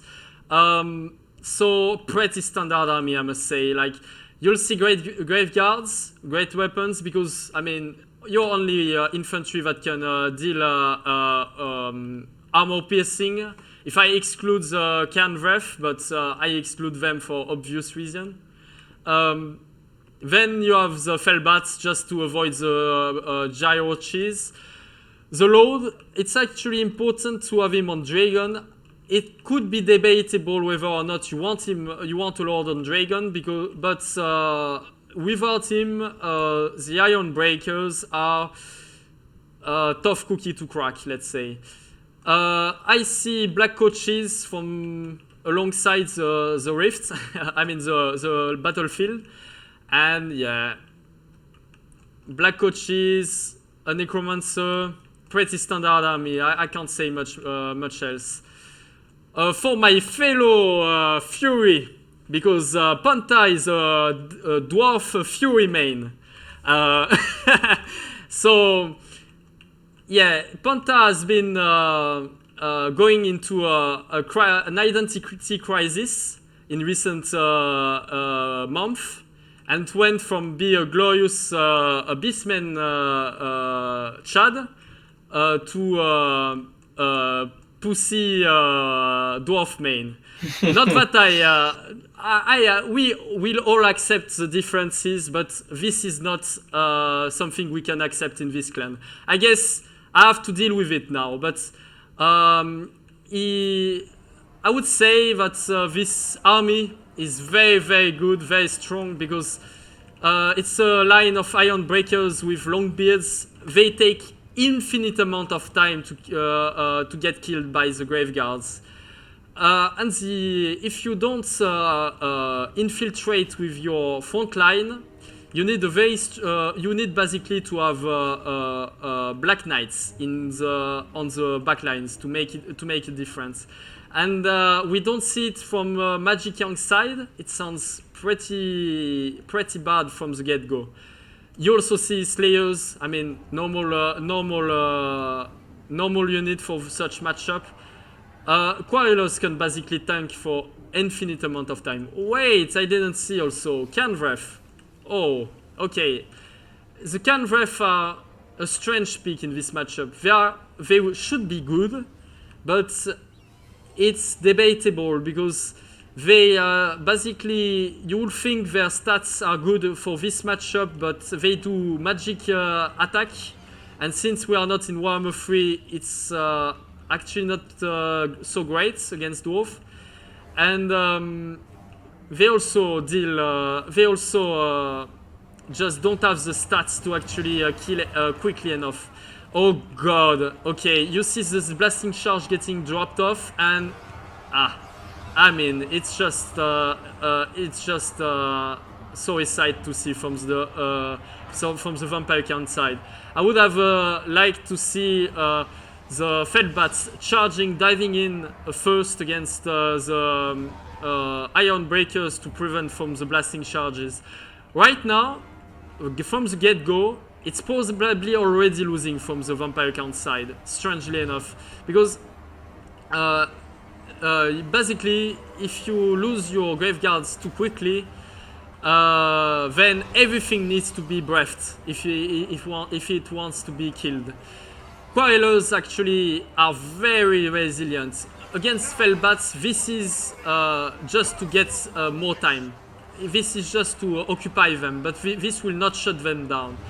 But it's also the case for Scurvy Dogs, it's also the case for many things right now. So you see Panta having good micro because on his dwarf, because he's spam clicking the blasting charge to get them off. It's actually strange to say. I don't really want to admit it, but you need micro on dwarf to be you can be good on dwarf, but to be one of the greatest, you need to have good micro. It cannot just be an autopilot. Strangely enough, it pains me to say so. By the way, I don't really like the idea. Oh god, okay, Panta, right when I'm saying it, is lacking micro to dodge a crucial breath. You see this, Belaga right now is fine taking the fight against Dragon. If he gets on top of the Dragon, he starts beating his ass. Probably it's actually pretty bad for the Dragon, he needs to go. Also, right now there is a little bit of a push on the right side of the dwarf formation, but the left side is unscathed pretty much, and it sounds pretty atrocious. Black Coach trying to carry the best it can, but I really do not like the units. I know it might just be me, I just find it very inefficient. Doesn't do enough damage, but it's also very susceptible to get shot to death. One thing good about the Canvref is that they are so unkillable. It's basically you need the Slayers on top of them actually. I would argue that those Slayers need to switch from the Black Coach to the Canvref if it wants to be more useful. Because he is getting outplayed right now. Thing is, you see already a trend. There's not much going on now. Like a lot of the infantry is dying from the. Oh God, not again. Okay, Panta is having rough time on his micro as well. Oh, and Magic Young is also losing a little bit of his focus on the Black Coach. So yeah, the Blood Dragon Vampire Lord, as everyone knows, have the Helm of Discord. Nice, it's very nice tool. Probably a little bit less efficient against the Dwarf, but I must say, lowering the stats against for the Kenvref, it's very appreciated. Thing is, right now, yeah, he's getting a little bit trapped. Look at how sorry the dragons are on in Warhammer 2. I hope that CA buff them a little bit, at least their mass, because right now, basically, it's a struggle just to get out of the fight. It's basically a one-time use, but whenever you invest so much on especially a load, it's you cannot have a one-time use units, you know. We see a good thing happening for the vampire count side, I must say. I'm seeing right now that the vampire count side is losing. It doesn't show on the balance of power, but the thing is, he killed actually the backline. That's nice recovery, I must say. It's gonna be very interesting now. But the infantry support is running thin, and yeah, I do not know for sure if there is a way for the vampire count player to get it back. One thing to consider also is that Belaga is a very strong duelist. Having a dragon alone at the end against him, you need efficient cycle charge, but you really need to have no support on Belaga if you want to kill him. If you can time out, like he do right now, the Helm of Discord, you can do wonders. But yeah, it's gonna be tough. That's good fight for the Kenvref. You see that they have a lot of units from the vampire count side are getting healing, heal cap, so that's a good thing to see. And yeah, I mean, I would like to see a push from the coach to shut down those squirrels. Until there's push, the dragon shouldn't land probably. Oh god, not again. He will get stuck probably. That's probably GG. No, maybe not. Oh, he's lucky. The black. Oh, one thing. Oh, maybe actually, I don't know for sure if it was intended, but he played well the two single entities right there. Whenever you want to get out of a fight with a crappy unit such as a dragon that has no mass, it is sometimes interesting to lead the way with another single entity to make sure that there's no blocking units in front of your other single entity. But right now, I will fast forward because it's losing just from this blob. The black coach can do so much, but it's probably not enough. So this is why the matchup can be tricky if you are not used to it as vampire count. I would still argue that the Magic Young has a very strong build and was. I mean, I think he practiced it. It was much more about the fact that Pantalonad is so used to this matchup and has been playing it with a lot of ODM members that, yeah, he knew what's going on. If you lose your Graveguards and Blasting Charge, you're losing the game.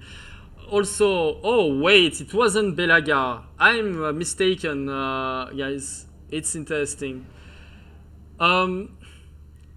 Yeah, I mean, Slayer's doing wonders, Quarrelers doing wonders. It's expected. I would argue that Black Knights in this matchup are probably better than Canref. And if you really want to counter such build, you would like to opt for an Emric Himmler style of play. But it's debatable, and it doesn't seem as easy as it can be. So, Dagder, are you back? Yes, I'm back. I was Sorry, I having took the to figure it out. No, it's okay. So I guess I am playing against Razel. I have to sub in for Cal Harmon. So Okay, fair enough. So I am sacrificing myself twice for the weeb cause. So for the weeb supremacy. Yeah. So anyway, so the lobby is up, and I think we're ready whenever. So oh go ahead and join in. wow. Okay, you're so quick. Yeah. Okay. Let me in. I'm gonna. You should. I will talk over your game. Then you shouldn't hear me out. Yeah, I'll mute myself or deafen or whatever. Yes. So. Okay. Yeah, I'll see you on the far side again. Oh god, like they are using the training password, so I'm getting confused. I don't know if it's 123 or 54123. One thing to consider, guys, if you can hear me, is that wait a little bit before starting. You can start whenever I finish talking with the first army, at least, because else I don't have the time to. I'll have to go for Eminem style of rap, and it's gonna be difficult for me. As you can tell, my English is not my first language. I mean, pretty much it was obvious, but I'm trying my best. It's just I've got strong Bretonian accents, and I apologize if you don't understand me fully. Sometimes I've got broken English, and I've got sorry. I'm not super efficient on my casting, so. All right, now we are waiting for players to sub in. What can I say about Razel? I mean, it's our untitled beastman in the clan. He has been playing Beastman before the buff, but like not just before the buff, actually like years before the buff, almost on the release, if I remember correctly. He still kept playing it until the recent buffs on the Beastman. It's probably the strongest Beastman player in our clan, and he's very knowledgeable on all the Rushy factions. He went recently. He started learning Skaven and has a very beautiful Skaven way of playing the game. Yeah, he was for obvious reason Fury, because he's Beastman main. You know, what can I say? It's obvious at this point. I need you to update the scoreboard Yes. again. Also, as for your French accent, don't worry. Don't worry, my good friend. I have perfect accent-free English. Yeah, you know, Katoshen is. We've got recent German imports. You know the old say about German quality. So we got 2 Germans into the clan, 2 recent recruits, and they have been doing wonders for us right now. But basically, yeah, they are Germans. But Katoshen English is probably much cleaner than mine, yeah.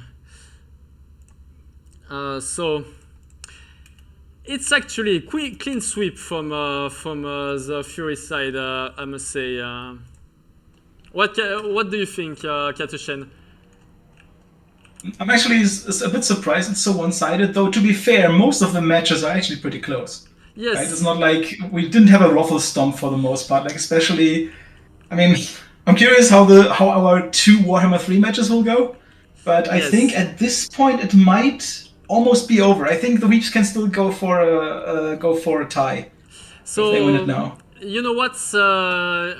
You'll take the side of the Wood Elves, and I'll take the side of the Beastmen for Stalking. The Wood Elves. Yeah, I'm feeling. Sure, I'm feeling lonely. I need my German brother to help me up.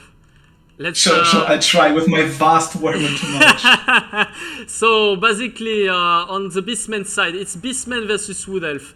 One of the most played matchup you'll have seen in the last, in the late stages of the Warhammer 2 game, because Wood Elf are considered a decent option against Beastmen. It's not a super good counter. It's not even a counter, to be frank. But it's you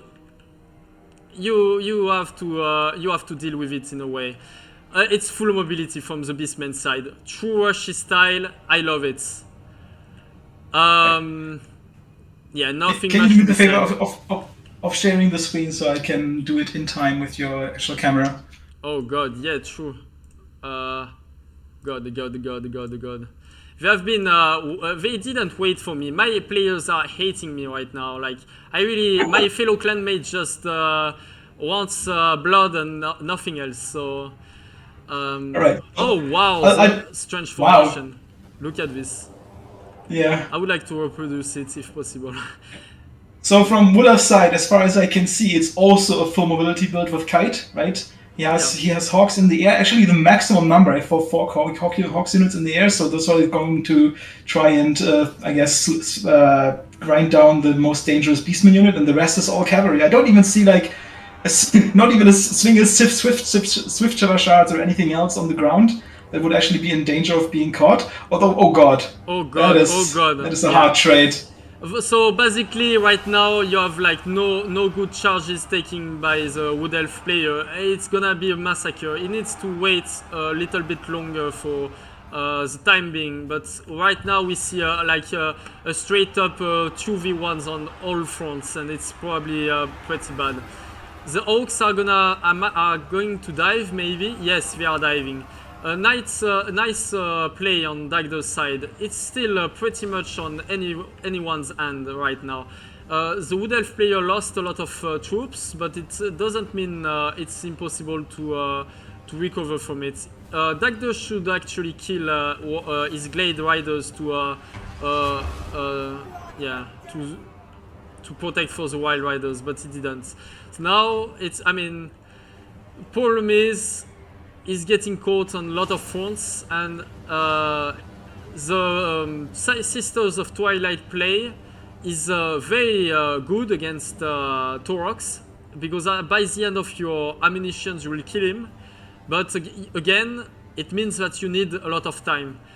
The fact that the engagement got out so early meant that it's pretty bad now.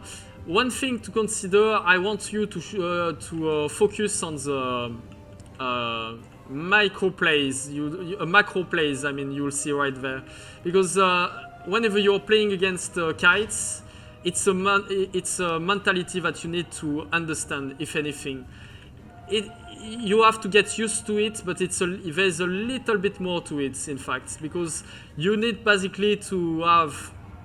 To be able to predict 30 seconds ahead of your time. So now Razel has been able to cut out Dagder, taking off the remaining units, and I'm very worried because if he loses life caster, it's probably GG. It's also the last Wild Rider that's actually in the game, right? With the one caught early and the one being sacrificed on the retreat. The net you throw here, and by net I don't mean literal net, but just his formation, trying to cut them off. Yes. This is 3 Wild Riders which had all bad charges and no effect on the battle. That's very true. The thing is, the cavalry was mismanaged from Dagdo's style, and then it went down to down pretty quickly. The orcs, if they are supported by cavalry, can be very threatening for the beastmen. Basically, if you're able to take engagements and then get out because you have the support of your cavalry from behind, it's actually pretty good. You see, Razel is going for the head at this point. He's not messing around, killing the mage. Yeah. Dagdo can do so much, but the first engagement was decisive for Razel. Good on him. Yeah. There's almost no ammo left on the Hawks, so at some point they have to just dive in. Yes. Although, to be fair, the Hawks actually on the charge, they do amazing damage, like even against high tier units. It's just that they cannot do sustained melee at all. That's very true. You've seen it during the engagements, the first engagements. At some point, the Hawks were used, and it was very decisive whenever they charged. And you see the trend, like still half of the ammunition for the Sisters of Twilight, killing. Oh wait, what? It's not the rocks. My bad. Oh my, I'm getting tired today. It's Kazrak. Oh wow. Okay, Razel gets. Kazrak, isn't he off meta? Like really off meta? I thought it was basically. It's a very rare sight to see. Basically, Razel is showing off right now. He's giving a treat to the viewers in chat. One thing to consider, yeah, it's actually true. It's very off meta. I really like the pick. I mean, I really like the pick. Right when I'm saying it's dying, but you know, you get the idea. Sure. Thing is, actually. I would probably still consider, yeah, I don't see a way for Dagdo winning. One thing to consider is that he will get kited to death now, probably. Also, Dagdo needs to engage now, because it's breaking the rules of attacks. This isn't sufficient to yeah, because it's only a single one entity model, flying entity model that's shooting, right? Which doesn't count as attacking. Yes. Also, actually, it would be better for him to attack right now, because if his remaining ground troops get cornered before he can engage in the back, then it's basically already over. That was a nice fight to take for Dagdo, because he's very close to the edge of the map. One or two things to consider whenever you're kiting for our kiters out there is that whenever you kite, getting close to the edge of the map is more bearable. It's technically speaking, it's in the shady zone. I don't want to advocate for the devil, okay? You shouldn't play dirty tactics, but it's a valid technique to be very close to the edge of going on a trajectory with your kites, going very close to the edge of the map. If you see that the army of your opponent is susceptible to get terror out, and I would also say that Dagdo, but it didn't matter at the end. But Dagdo should have spent half of his the ammunition of half of his Orc Riders and waited a little bit for the other half to make sure that the sisters could shoot all the ammunitions. But very impressive from both sides. In the end, it was basically decided by the mismanagement of the White Riders at the start. The first engagement, even though Dagda tried to get the best out of it, the Hawks' rear charge actually was really, really bad for him. You see, it shows on the stats actually. All the Santigos that got some good charges, like some of them got 1,500, double their price, compared to units of cavalry that cost 1,100 from the High Elf side, Wood Elf side. So Yeah. it's quite it was quite bad. One thing also, I don't know why I felt like, was it a Beastcaster, because it seems like Razel didn't use any spell. I could be wrong, but I would have thought he would go for Tretokin. I used to didn't see it. I missed it if it was for Manticore, but you can see that going on Chariots, if you go for Chariots on this matchup, you're here for a rough start if you're playing against Sisters. Yeah, but again, pretty convincing play. You, technically speaking, for whenever you're rushing, you want to have a good rush. You're always doing the same. So you're just no matter the faction, you're always having the same patterns.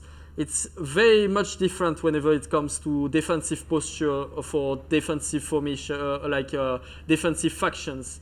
And yet, Sisters did 3,000. Truly shows the power of the unit, and Dagda had some good targeting on it. And yeah, the Orcs did great as well. It was very bad that he lost everything on the get-go. So nice, this is a 3,000 value. That's actually really decent, though. I assume most of it was Kazrak. A pleasure to see you. Sorry? I assume most of the value was Kazrak, though. I think on the charity it cost at least 1,500, right? Yeah, he cost a lot.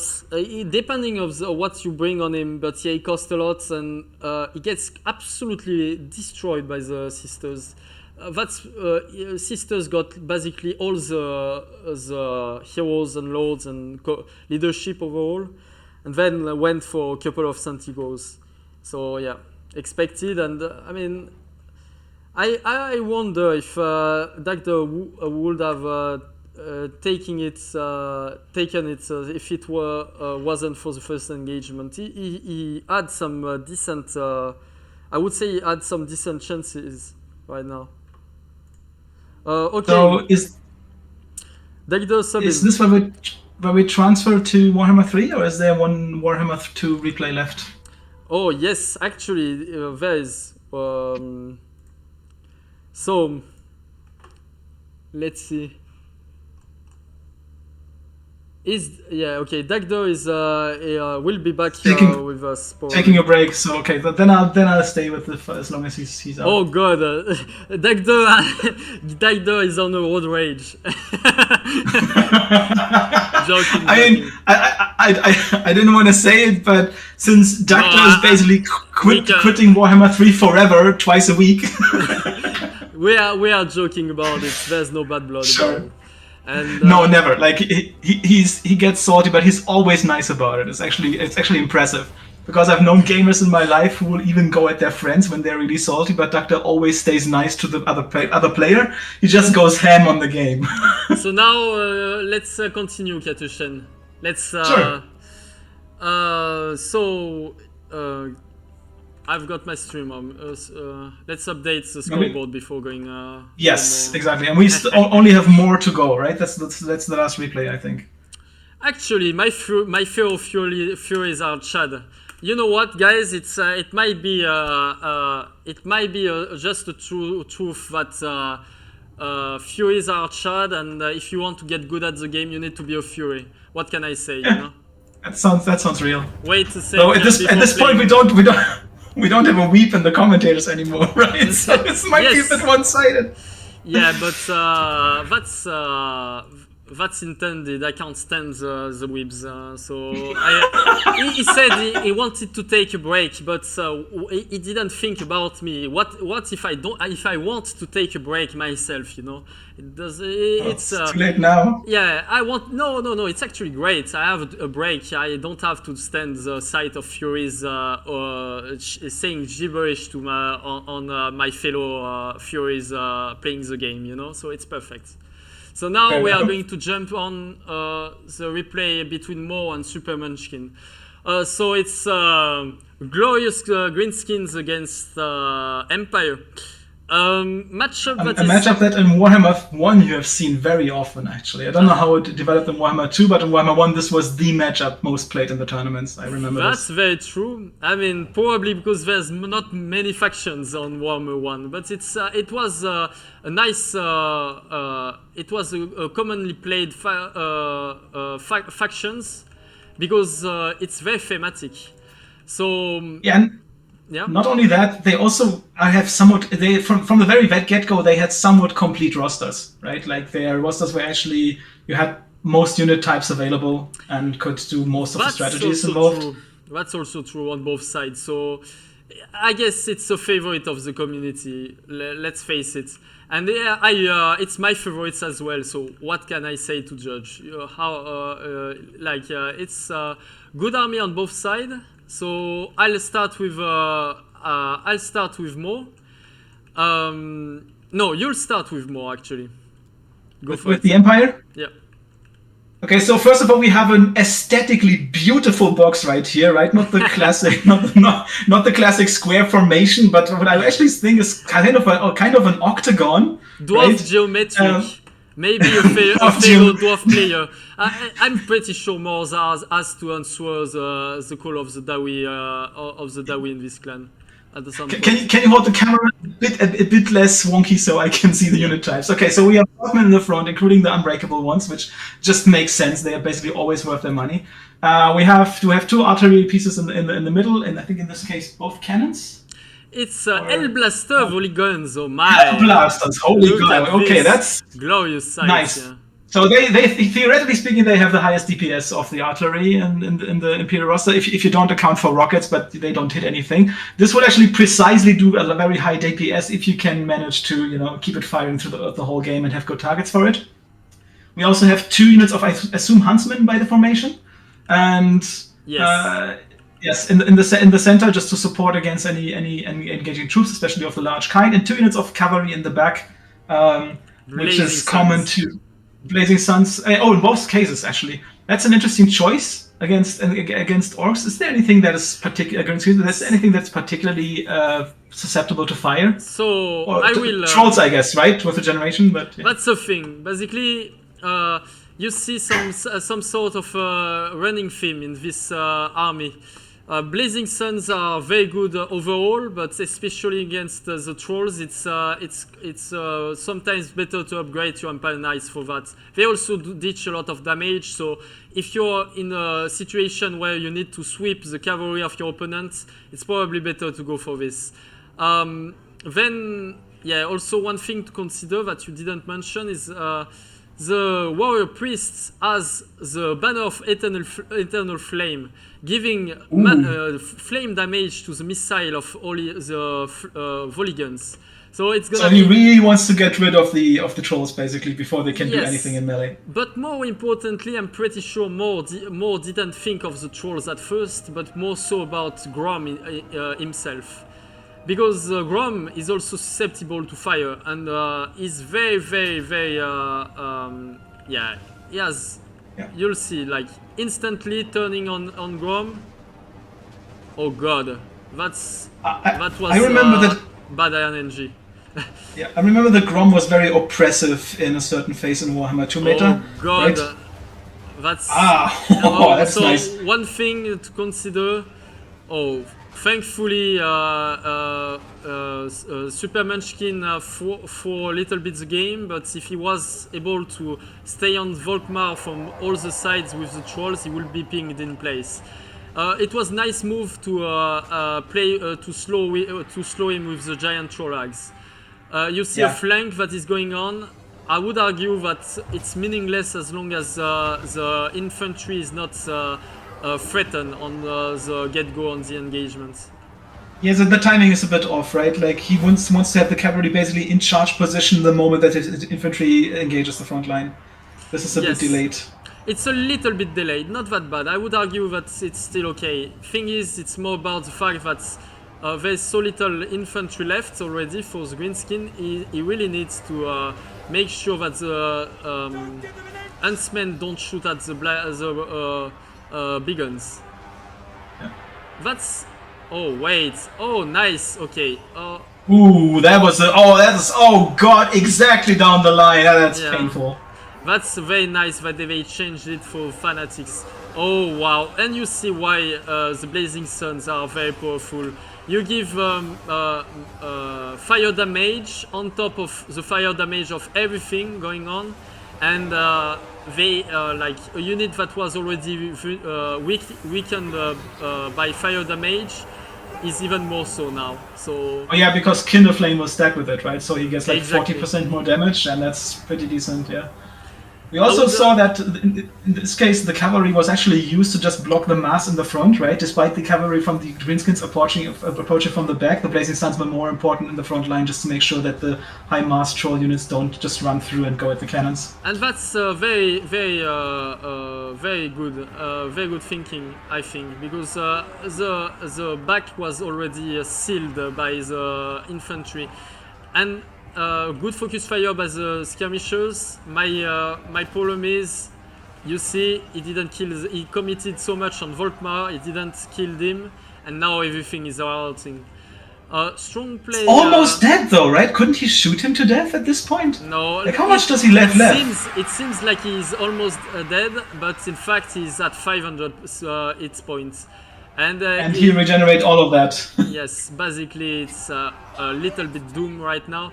You see that everything is routing because Grom died, and yeah, and you see also why it's a little bit you need maybe more infantry, because having only 2 big guns plus full goblins can be not enough sometimes if you start thinking that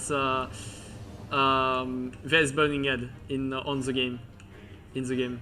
So. But I like this play of going for routing units.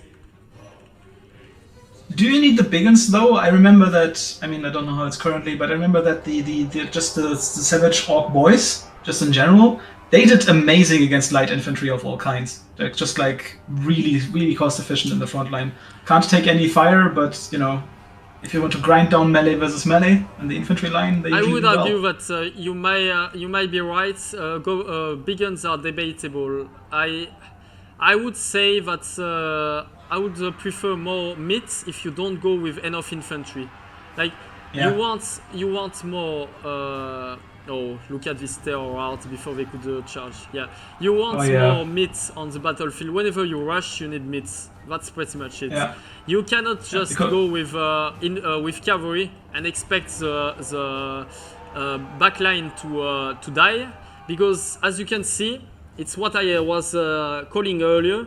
If you start saying that you will lose the mobility fights, you just deny the mobility fights by going for a very tight formation or box. That's why you see boxes like this. More congratulations, you're a Kazuki brother for now and so on. You'll be remembered as one of our Kazuki main. And also, on that note, I mean, Super Munchkin, he pretty much countered you on the build, I must say. Like, everything was for fighting Grom and the trolls. If it wasn't for the trolls, my complaint is actually not for the big guns, but for the trolls, because in that case, I would have preferred to get more, or at least one less troll and a lot more infantry. But the comp is nice, and again, nice showdown from both of you. More very creative strategy out there. Very shameful, but very creative. So now we are going to switch to Warhammer 3 game. Oh yeah, as far as I can see, we'll actually go with Inticity and Zone first. Yes. Exciting stuff. And I can finally cast somewhat knowing what I'm doing. For the record, Kateshen is more of a domination player, but he also played the Warhammer 2 Otherwise, he wouldn't be in this clan probably. He would still be learning the game. Yeah, I mean, I played all the stuff, but I didn't go into multiplayer for real until Warhammer 3, and then Domination was, dominating. Did you know, actually, that Kato Shen is an outstanding chivalry player?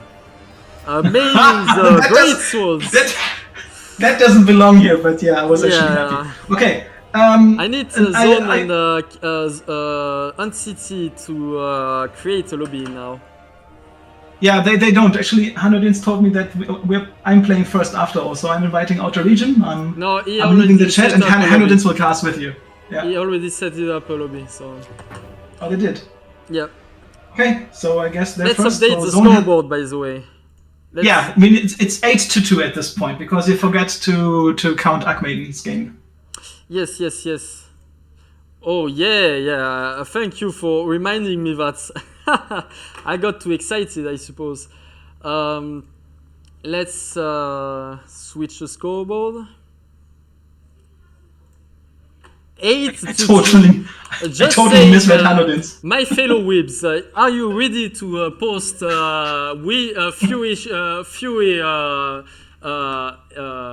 Fury content on our community Discord?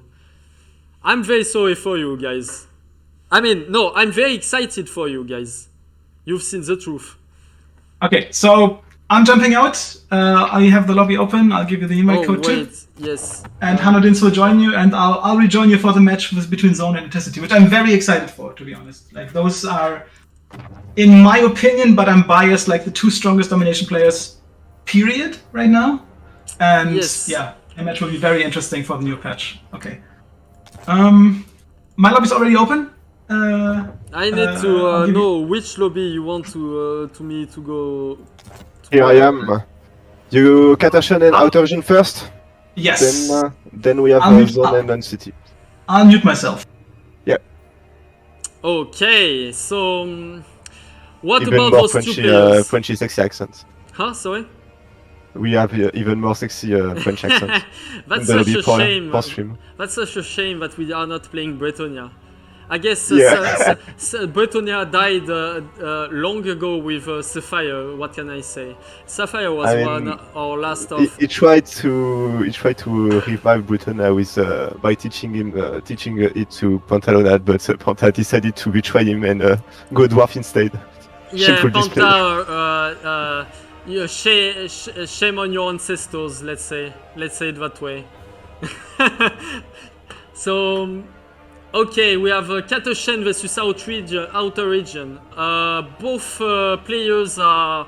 You probably know them if you've been following the Warhammer 3 competitive scene. Katoshen has been here before, even at the early stages of Warhammer 3, and is a fellow German. One of our most knowledgeable Domination player in the clan, and a very strong foe indeed. While for Outer Region, a Korn adept, I must say a very brutal player. I played against him and he made me reconsider a lot of the matchups we've been playing. With that said, what about the two matchups, Nodin? What do you think? So we have, if I make no mistake, we have Outer Region playing Korn, so yeah, brutal player indeed. And we have Katashan playing Slanesh. So... Yeah, I would say it's very Slanesh favored nowadays. It was undecided until recently, but on the new patch, the one coming in right now, like the one that we are currently playing, I mean, the Slanesh got a lot of things to work on now. Demonettes got buffed, and you also see a new regiment of renown being added in. We'll see how it goes, whether or not they will bring them in. But I'm very excited about how he will show his Slaneshi instincts to the rest of us. Just saying also, for the record, before moving on, Katoshen is a Fury, and he is a master of the deviant arts, because he has been playing Slanesh from the get-go as well. So we have two mains on our, there are two main factions. That's gonna be exciting for sure. Yeah. Oh yeah, it will be. Okay, so basically they are playing on Arnhem, so which is a bit concerning for Slanesh there, because I guess the strategy of Slanesh will be to spread out the Khorne army as much as possible, and then take objective where Khorne is not strong, and take the fight where Khorne is not supported by the Lord as well, I guess.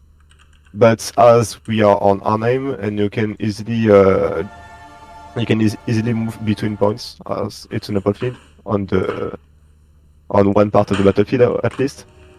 So yeah, it won't be easy for Slanesh, I would say. Yes, indeed. Oh, I mean, you're wait, you're saying Slanesh should be the one taking the L on this setting, on those settings. I think from what I understand of this matchup, the Slanesh should go a bit wide, and Khorne needs to be as a group as possible. Yeah, fair enough. I mean, it's a claim that can be defended, I suppose. It's for sure saying that Slanesh is favored on Khorne is like me talking above my ass, because probably I don't know fully the matchup now that it has been changed. Yep. But yeah. At least on my point of view, it sounds very Slanesh favored nowadays. Let's see how it goes now. The two player can start. Yeah, they can. Katoshen is ready. Katoshen, you can start. He's not hearing you. Yes. But yeah, but I guess you can have my stream open. Yeah, it will do for sure. So yeah, I think though the new regiment of renown of Slanesh will be way better than the Khornite one, and you might do something with that because it's helped the Lord fighting in the blood fights, and there is some blood fights during Slanesh versus Khorne. Yeah, that's true. I mean, there's some big blob fights, so yeah, it's gonna be interesting for sure. If Katoshen cannot play other than a blob, it might be actually okay for Khorne to play it out. We will see though. So, the game is still loading. We have our players have bad internet right now. I see you are still loading. Yeah. I'm in the game now, so I guess you have a bad internet. Oh actually. God, that's me then. Oh, shoot. Yeah. The wonders of live content, you know. What can I say? I mean that's the path of the leader to tell I'm taking the L for the whole clan, you know. Oh, yeah, of course.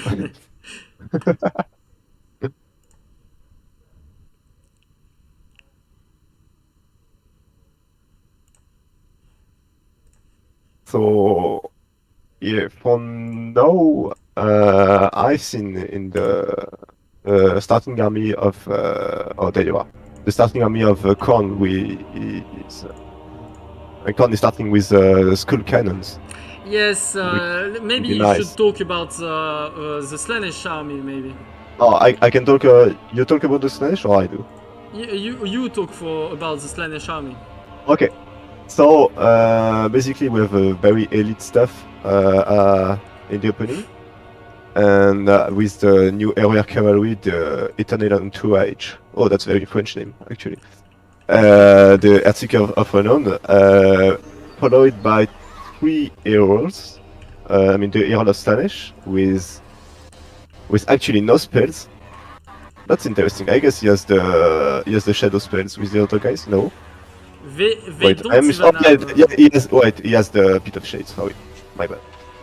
Pit of Shades on the Lords and two Allures on horse. So he's taking full advantage of the buff from the RR, and then this is followed by the two Marauders with spawns. For Cone, there is deploying on the upper ground with... Oh, wait, okay, nice. Everybody on the top. Cannon. Yeah.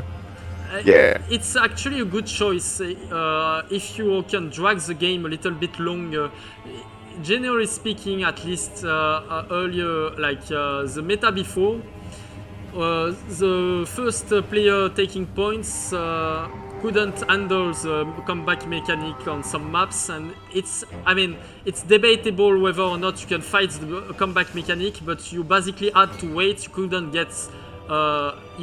just fight your opponent on the get-go for the points. But that's why you see a Skull Cannon, because while you're waiting, you'll shoot all your shots. You might get 700-800, and then it starts to be nice because you can dissummon it and get back 550. So we see two... So yeah, that's good, because it means that you don't even have to make the value with the Skull Cannon.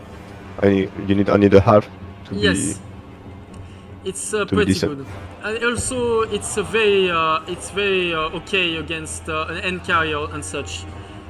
It's very nice against end carrier since it can fight since it's too big. I mean, so it will get targeted. At long range, though, it's still not easy for the Skull Cannon to hit if the Slanesh player is on his micro.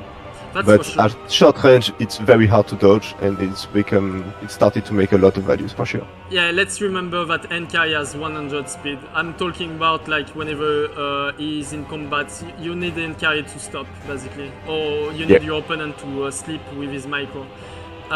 One thing to consider. Those units, this Eternal Entourage, it has a special meaning whenever it comes with all those guys with them. Because if they get buffed, if they get like the heroes get buffed whenever they are close to the Eternal Entourage.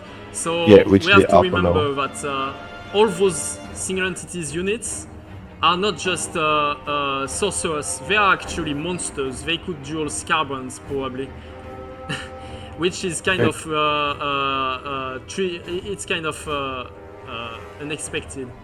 So because of the changes, taking the points now is very good, because it's actually a good idea, because hopefully there is no comeback mechanic. That's nice. I must say, at least on this front, CA has not been disappointing and listened to the feedback. Maybe a little bit late, but it's always nice sight to see. Ooh, I do not like the engage. I guess it's working just fine for Katushen. I was worried for a second that I was worried for a second that the Blue Letters will do too much, but I guess it's just fine.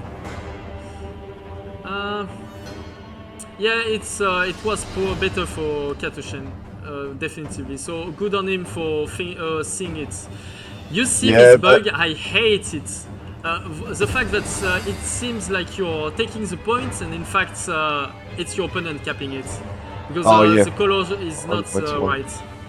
Yeah, that can happen. Hopefully, with time you can, guess which side will take the point actually. But it's something that you don't want to have to do during the games, during everything during the games, because you have so much things to do. I must say, I'm very against the play of sending Marauders if it's not for meaningful plays on other sides.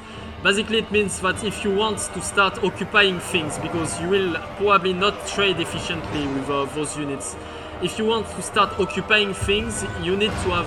Oh god, well done Outer Region for this side shot. Yeah, if you want to occupy things, you need to do something else on the other side. Right now, he is doing it, so I suppose it's not that bad. But this is losing him the upper side, the pressure on the upper side. Yeah, there is a huge pit of shade destroying 2 units of exalted food leaders, including the Elforge.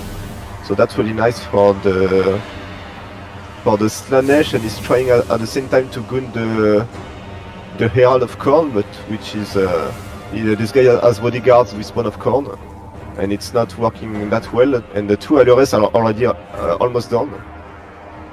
So not very good after all. That's not the that thing. good for Like Slanesh. it seems that they are doing incredible damage, but they are so squishy that they cannot stand for very long. But at least I guess looking at the value of them, let's see. And for now, Slanesh doesn't. Isn't in a good spot because it's losing. Katashan is actually losing on value, and at the same time, he doesn't have any points. Yeah, true. And Outer Region has 2. No one is taking the second one. That's the point probably. I mean, now for domination match, it's much more like a land battle. So you can win from domination points, but generally speaking, it revolves around the fact that you can wipe the enemy army or not. It's unfortunate that Katoshen got killed. His lord. Yeah, finally his hero squad is done, and only I mean the error is still there, but not the unit this unit was supposed to buff.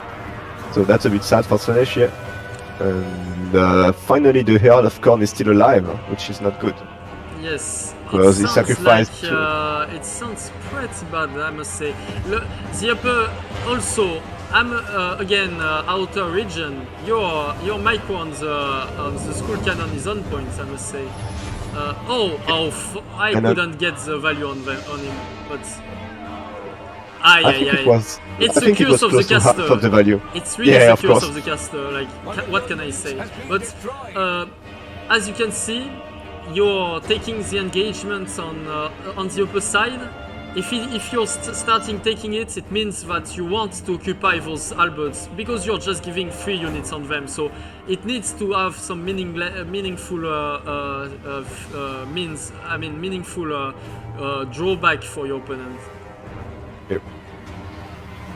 So now Slanesh is almost army white, which is absolutely not good. It will need a very huge play. What's smart about it is that... Oh god, he's getting his charge on it. Oh, he took the charge. Okay. But the problem is, there's also very strong mobility force. On domination, before it was already very good to have ants, but it was arguably better to summon infantry instead of ants. Because ants are like a quick fix, but it's not helping you winning the fights, in fact. But since it's more, it's different settings, it's probably way better now to play with a lot of ants and play the mobility fights. Outer region lost his lord, but... Yeah, finally he lost his lord due to error Slanesh Cav, so... Yeah, decent play from Slanesh after all, but yeah, it was too late already. Like having no points and losing the trade was pretty rough. So a good display on unique tactics from Lord Katoshen, but outer region, my god, you did wonderful with the cannon shots. I guess you needed 600, but I really do not know why you did so little, I must say. Because the side shots were beautiful. Because I guess it's because the first shots weren't amazing, and the Skull Cannon made this value only on the last one. Also, probably it was shooting at marauders on the left flank of Katoshen. Yeah. So, yeah, I mean, maybe. if you're not shooting at... it was a combination of spawns and marauders, but bear in mind that you really need to shoot at high value target to make it get a lot of value. But still, like, it paid for itself. I would argue that you shouldn't have unsummoned it, actually, because it would have been fine for him to get back his cannon shots and just continue shooting, since without the comeback mechanic, and I mean, overall, with games that are much faster, you might not be able to get back your cannon. But yeah, good display on both. Pretty impressive. Yeah, I think we need to check the value on units, because that's quite interesting. Like the Herald got a bit of value. The Herald as well. Okay, I must say, okay, the units of the Exalted Bloodletters got completely destroyed on the for whatever God forsaken reason. But the most interested value, I think, is the first spawn coming in outer region reinforcement. I think it's the one that did with the hero squad, and that's quite impressive even for a spawn. Like, this is a strong unit, but more than 3k is something. Can we just say that literally a spawn solos the entire army of Katoshen, pretty much? I mean, solo lost teams the game. Yeah, I mean, almost. I mean, he soloed the hero squad on his own, so yeah, that's quite impressive. It's zone versus Ant-City, and the Weebs got more points now. Yeah. Exciting stuff. My score output is wrong, isn't it? It's 8-2. So it was now it's 8-3. I think so, yeah. I will check it. Yes, it would be 8-3 now. Hi guys. Perfect. Hello. Yeah. Down for the count, Katoshen, but it was glorious to see you play the new units. I want to try it, man. I wanted to go for the Goon Squad, right? With just because the unit actually buffs lords and heroes, like damage by 20% surround. Yeah, so my idea was to just rush in with the Herald and like the two Allyrises, which, you know, have very decent output. But I didn't see that the Lord was on foot. That was my error. I thought, okay, Lord is alone. I'm deleting him now. Because if he was on mount, I would have actually deleted him in like 5-10 seconds. I tried it in testing before. But since he was on foot, he was just flying around. I didn't do any damage, and then the spawn got the rear charge on me. Yeah. Sub in before they start, because they are rushing on my way. Oh god, they are too. Yeah, thanks. Oh, thanks, guys. You're reacting. It's fine. Just stream in Discord. I can see it on your camera. It's fine. Perfect. Yeah, go for it, guys. So what I wanted to say, basically, his Lord being on foot saved him. If I had seen that, I wouldn't have attacked his Lord at all. I would have gone for his reinforcements, because the Alluris has like this interesting like buff that is useless on most units, but it gives 40% charge bonus, which together with the roar is actually amazing damage. So pretty much you delete anything on the charge, like including stuff like Exalted Bloodletters, ROR, Zargard. I tried it against everything. It's really fun, but you have to find isolated targets to actually make use of it. It was still a nice game, and outer region, well done. I mean, strong counter player, you can see it. Now we are going to dive into the match between the two legends of domination, I suppose, because I would consider them to be the top two, both of them. Ant-City and Zone are basically some of the best players in the world right now in domination. Arguably, Zone might be the best player, period, in domination, and we'll see glorious. We will probably see glorious plays from both of them. I agree. They'll absolutely matter the shit out of the new patch. It'll be interesting to see. So I can't. I don't know much about Zone, his background and such before, but I can tell that I guess you already know Ant-City for being the Kraken King, the coast enjoyer, the dreaded gun line enforcer, and overall, a very strong player, and yeah, you already know him, so might as well Also, start. a very calculated and meticulous player. Like, Anticity is the only player I know who will just calmly sacrifice a unit if he thinks he'll get some more value somewhere else because of that. Like, he just has so big picture in the game every time.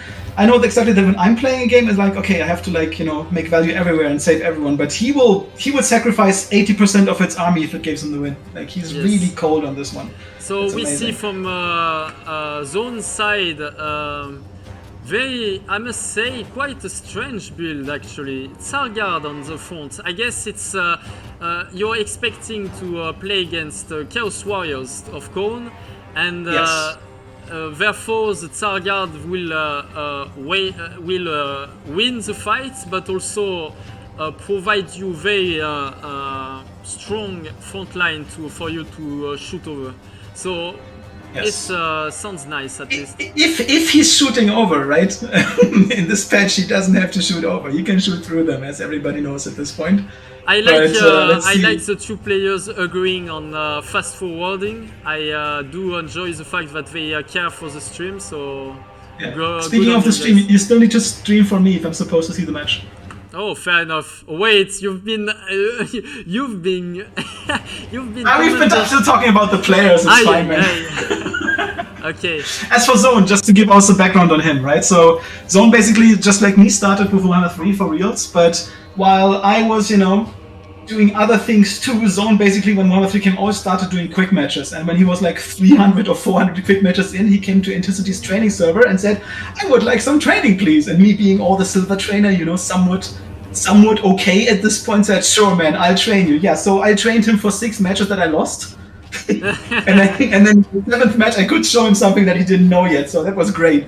And that was like how I got to know him, man. And from there on, he was just like getting really strong, starting to win tournaments, and then being the first one to qualify for the Summer Chosen by playing somewhat off meta. It was actually really impressive in Anticity's tournament. Yeah. So let's talk a little bit about Kislev. So normally on normal settings, I would argue that it's debatable whether or not Kislev can win against Khorne.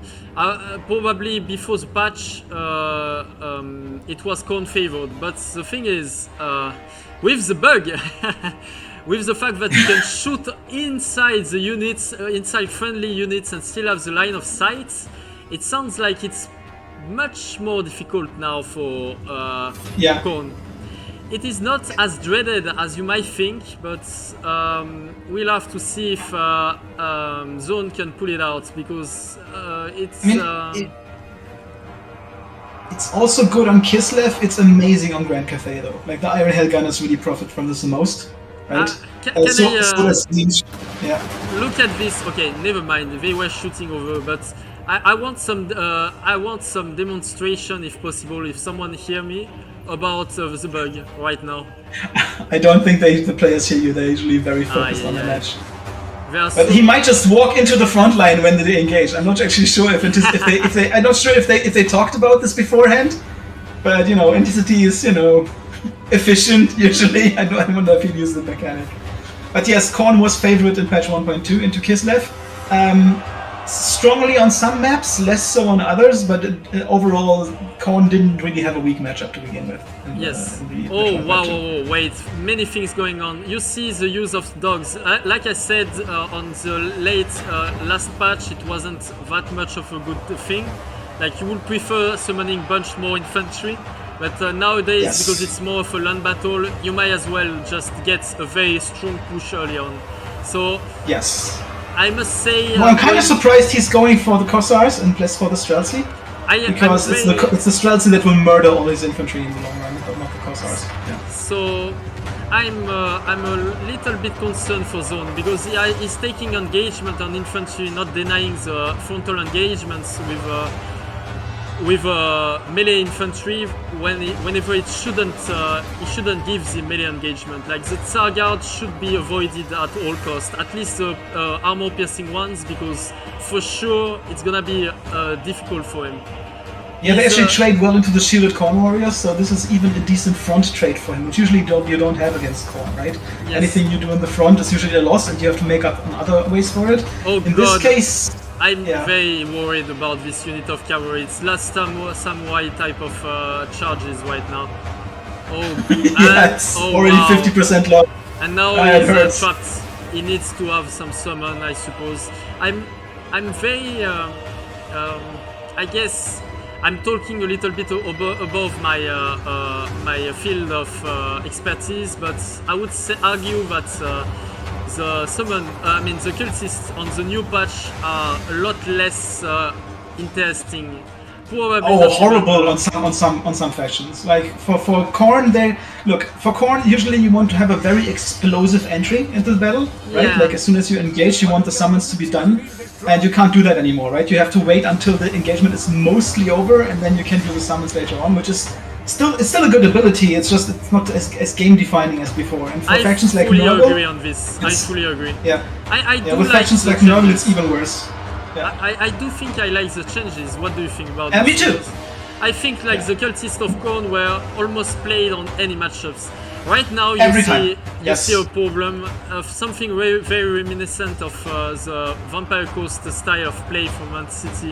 Like you'll see layers and layers of guns, and Yes. the guns haven't been compromised too much. Thing is with Kislev is that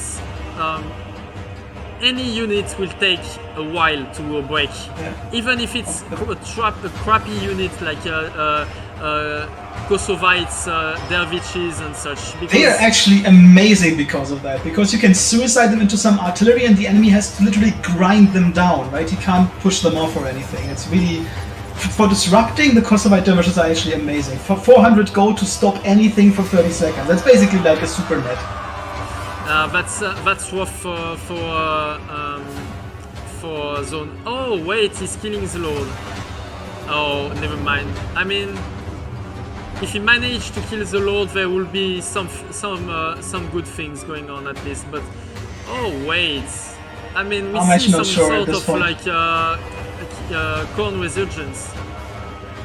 Oh, you see, that's what we are talking about. Even on the Lord, going for snipes and Yes. such needs to be very thought out whenever you come against Kislev. Actually, he has caught up in value decently. It's only 1,700 left, which is still, a lot, especially if you don't have a comeback mechanic. I guess Um, I'm doing a Sapphire to Entity. For the record, the Sapphire is whenever you're saying that to your opponent that he's winning, then you grind it back like a madman, and he's losing, and for no reason, It Yeah. comes down from our oldest member, Sapphire, where we had multiple games, and I like to talk to my opponents whenever I'm playing. It usually comes down to me doing psychological warfare on my opponents in order to I know. dirty tactics. I know. What can I say? I mean, it's The value difference stays the same, and Khorne didn't have enough of an initial capture to really threaten the win in any kind of way.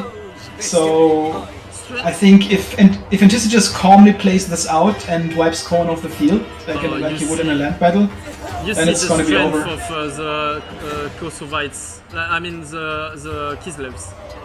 Like Yes. they will not break, and it needs multiple charges and such. One thing to consider, I would say, that right now the value is a little bit deceiving. I would argue that the warbears are not as good as you might think. This was bad unit to summon or strange unit to summon, but we do not have access to what was left in the summoning zone. I think he summoned the warbears specifically to counter the resummoned dogs all the time, because warbears will absolutely murder dogs on the charge, and it's I not even guess. gonna be close. I guess And- I was just I would have thought of like a Griffin Legion plus a Cossars being more threatening to the dogs than for your usual bears. But Oh, that's a late sled. That's Yeah, I guess that's at a this very point he late can sled. summon anything he wants. Yeah. Bears did 1,000 for now, so they are doing work. It's not. Yeah. It's still a nice pick. I mean, maybe it's a little bit inefficient, but for the price, you still have what you want. So Oh wait. Also, look, Intensity is actually summoning Spawn, so the bears are going to be great for that. Yeah, for sure. It's yeah, true. Sleds being late is probably a contestable choice, but yeah, I mean, at this point, I think he can Kosovites summon anything he actually wants. taking the charges. I would have thought that the Kosovites will just be here to salvage this snow leopard, but they are here actually to take the fight. It is debatable. They're really light calf, right? But Fleshhounds don't have huge defense values or anything like armor, so they will still do in the charge. They are getting wrecked by the spawns again. Yeah, if they don't charge, you get wrecked, right? Spawns still hit hard. Yeah, fair. They're just good.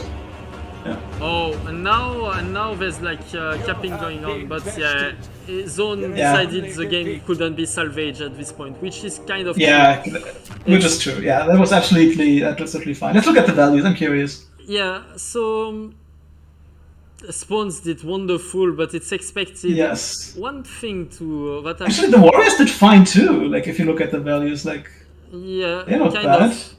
Especially against Star Guards. For those in chat who are who have more knowledge than me on Warhammer 3, tell me how it goes whenever it's Tsar Guard versus shielded version. The two-handed Zargard beats the Corn Warrior. Oh, for sure, but I'm handily. talking about the shields. The one-handed still wins slightly, but it's not a good value trade, I think.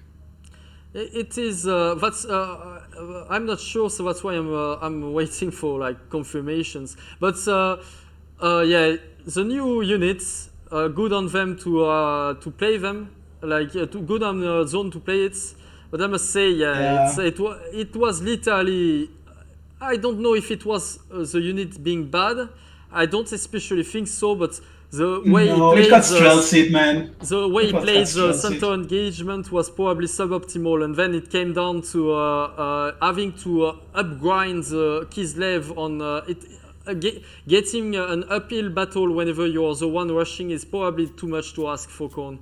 But nice display and great games from both. And City showing off his gunline tactics, so good on him. Yeah, at this point, I think he would have just preferred not to have cultists. Honestly, yes. I didn't think they did a lot for the battle for Korn, and just a bit more mass to threaten the Streltsy early on, like a bit more infantry on the side would have helped, I guess. Oh god, I'm getting I have some memes about you, Katoshen. It's marvelous. I need to about me. Oh yeah, about you. About me specifically, yes. Sure. You specifically. You know what? I like it a lot. All right. Look at the stream.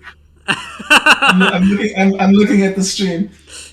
I'm just saying, out of all the members in our clan, you're probably the most slanishy of them all. So, you're saying the Furies are not perverts in their are not defined as perverts. But wait, no, oh, there it is. The Furies are not defined as perverts, you're saying, but I must say, so far, the only Fury I know that are Fury that are admitting it is a pervert. I can't tell. That is. I shouldn't be. I shouldn't be an envoy for this, right? This is basically independent, but I can say that all day, so I'll accept the meme. Okay. Because if I'm start talking, I would be. You will call me biased, but biased. But who is the most degenerate people? Who are the most degenerate people on the ODM private Discord? Would you think? Like who's the most degenerate clan member? Yes, you can make it. That's top easy. 5. That's easy. So I'm in the top 3 spots, and then since Doctor is a weeaboo, I guess Doctor, and then I don't even know, man. Probably you on the 5th spot. I would guess.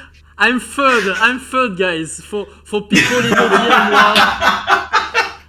For people in ODM who are saying to me that I'm a degenerate, I may say that new test members are not saying this, telling the same story as you are. I'm pretty sure they are just framing me as the bad guy in the Discord. Sure. They're just framing you. Also, what about the new RR units? What do you think about them?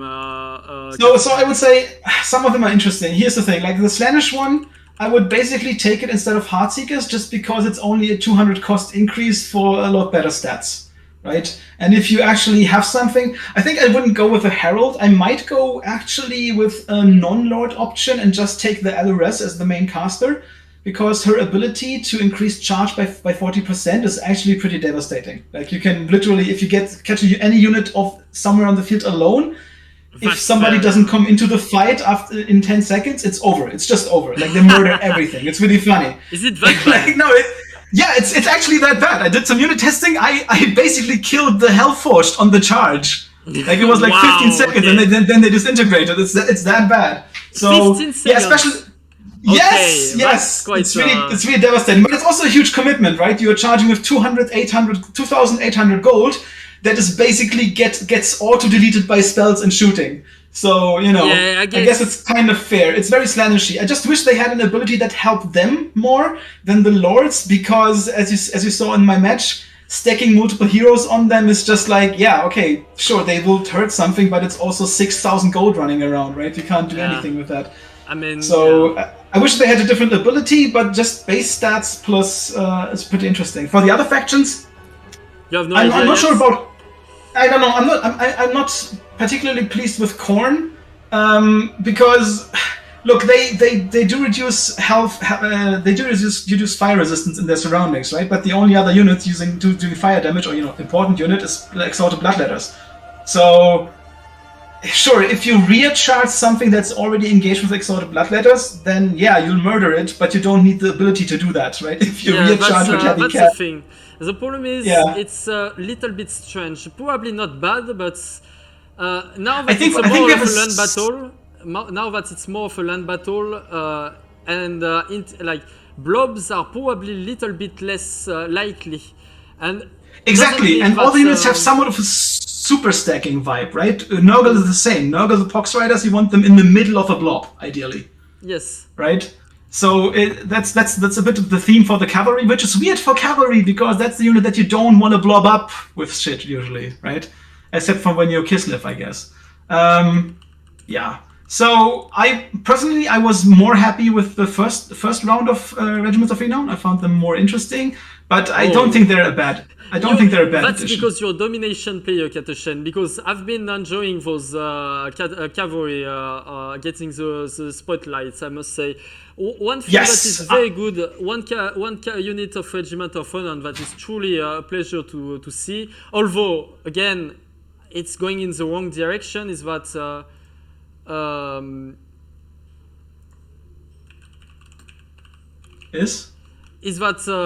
is the Nurgle cavalry.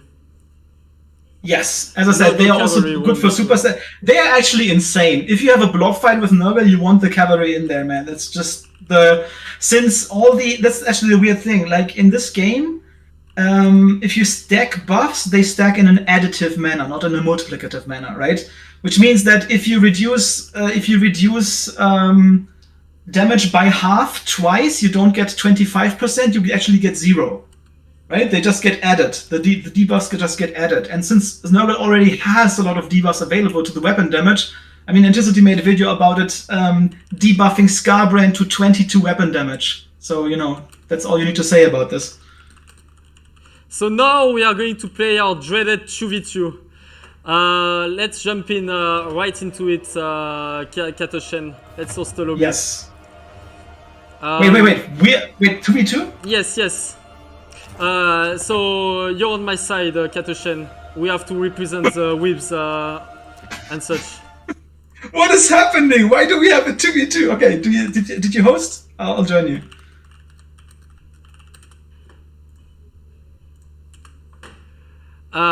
So yeah. what I can say for sure about the range of Denon, the best new one is probably Grand Cathay. Because for the Longma Riders, for just 200 gold more, switching them from non-armor piercing to armor piercing is just a given.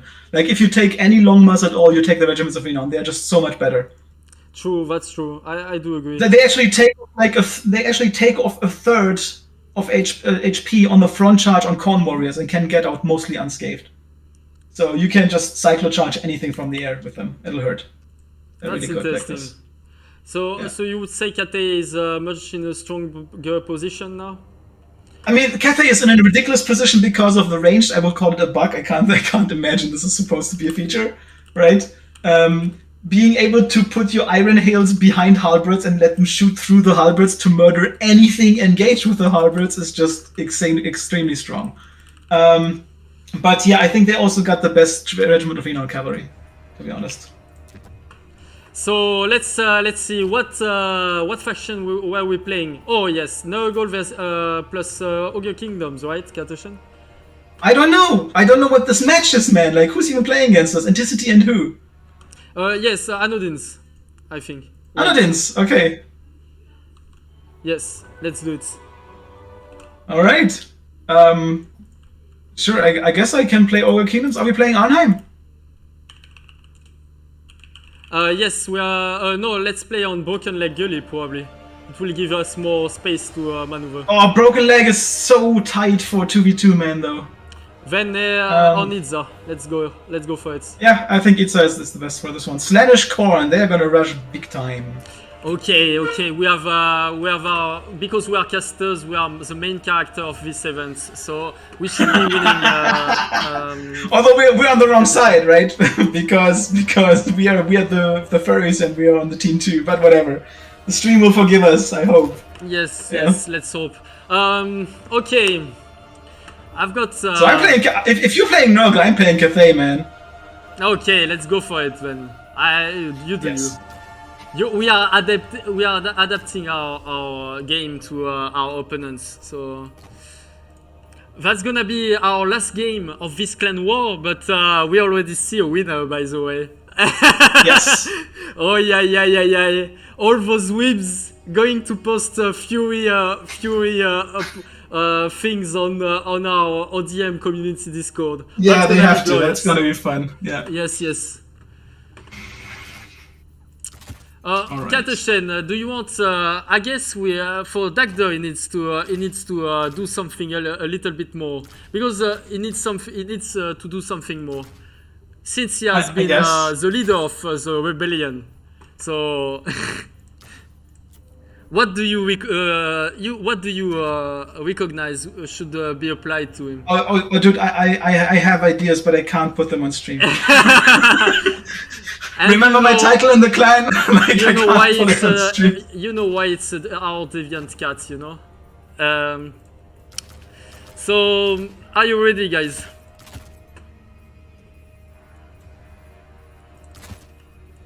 I guess the other side is probably ready and waiting for us, I suppose.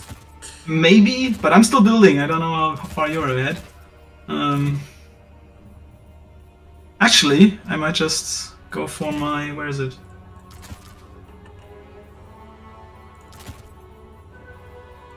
Wait, where's all my armies? Oh, because it's 2v2. By the way, Katoshen, now that I think about it, Yes. it's a Fury only casting event now. Yeah, we are all... we had this twice. We only furries are casting, which you know, very fair, very fair. I can put that here because it will be actually a Fury casting only event, even with Dagda now, because we are updating if we are updating the Civil War, they are all Furies right Yes. now. Yeah, Yes, so they we are, are that's just a clan true. of Furies. ODM is officially a clan of Furies. What can The Civil War is over, and now, you know, now people have to pay. Yeah. Okay, are you ready, guys? I'll need like 1 more minute, but almost. Let's see how good the 2v2s are, because I suspect we've seen a lot of games now in Warhammer 3 on domination in new settings, and it sounds like it's much more like a land battle. 2v2s in domination are unbearable to watch, but at least in my opinion it sounds very disgusting. But the 2v2s in land battles are probably much more interesting to see being played. Entity is almost ready, and Katoshen surely will be soon. In a moment.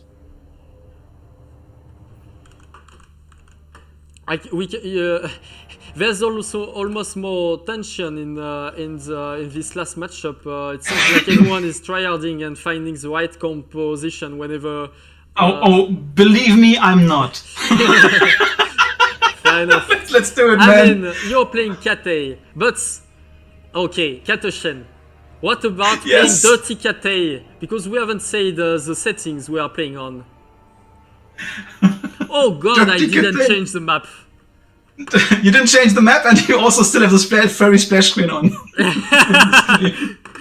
Fair enough. Okay. So I guess we're playing Arnheim now. I'm fine with that. Yeah, I'm fine with that as well. Let's not. It's probably better for us. We might have a chance if we play on Arnheim against Korn plus. Yeah, but you still have to take off the screen, man. Okay. Okay, what are our chances if we are not dirty playing dirty? I mean, Who said we're not playing dirty? let's see if I can win against it. Although I must We, say, we have to make an example, man. Like, At least, if anyone gets to see this event, we have to show them how let's fucked up just it is. show the degeneracy of the new bug, and then.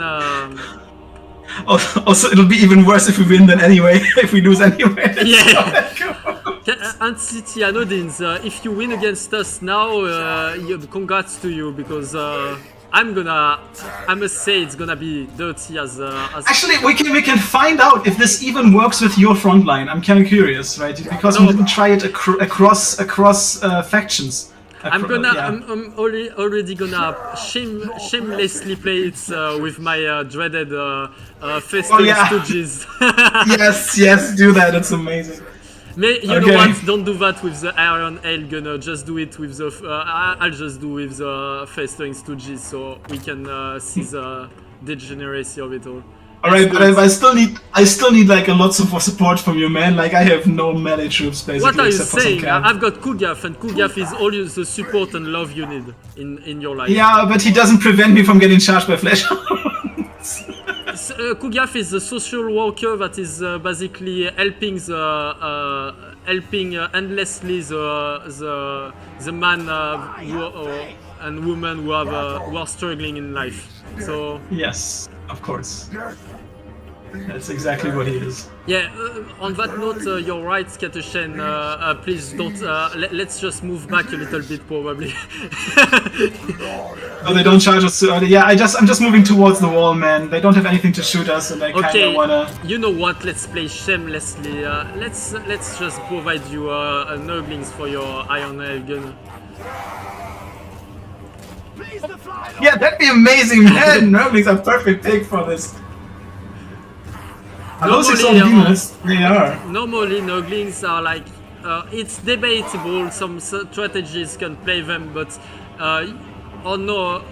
The old domination, you would play Nurglings to cap points at the late stages of the game, most likely.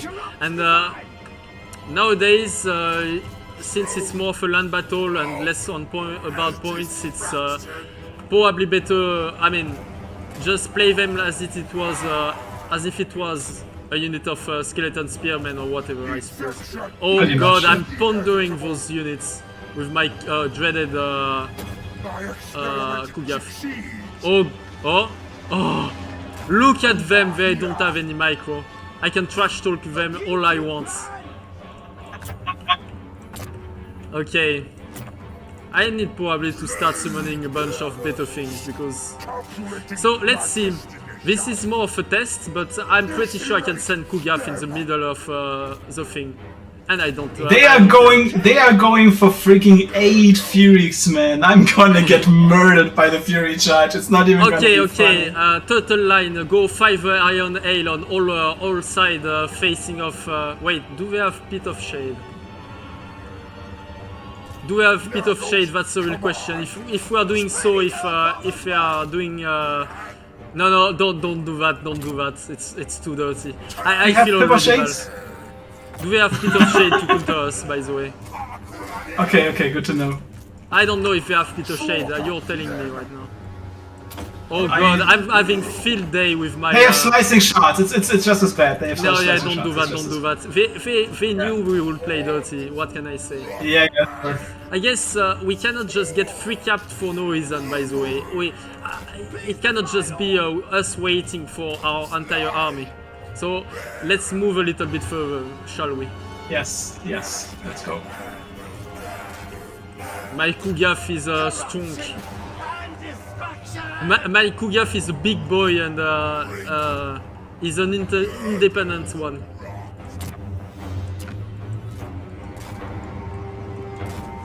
I must say, Katoshen,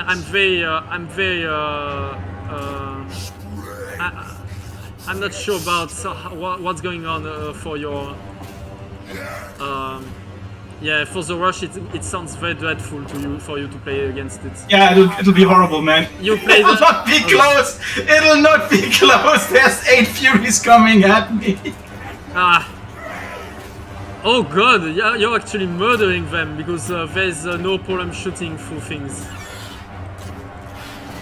God, wait, you're trolling me, Katoshen. You're summoning more crossbows on the lines that is already impossible to maintain. I didn't know my clanmates are sabotaging the fights. I mostly had ranged units to begin with, man.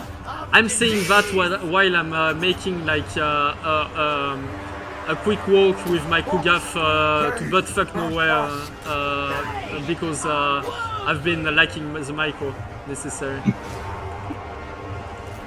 Okay, we are actually slowly killing the Furies, I must say. Yeah, it's actually going somewhat fine. Like, I mean, I lost my Iron Hails, but you know, if he loses his Furies, that's same cost. Yes.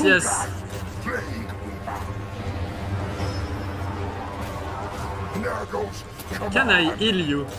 Never mind. Oh, it would have been glorious. You could, but it doesn't make sense, man. Like, I don't have the HP values to be good for heal.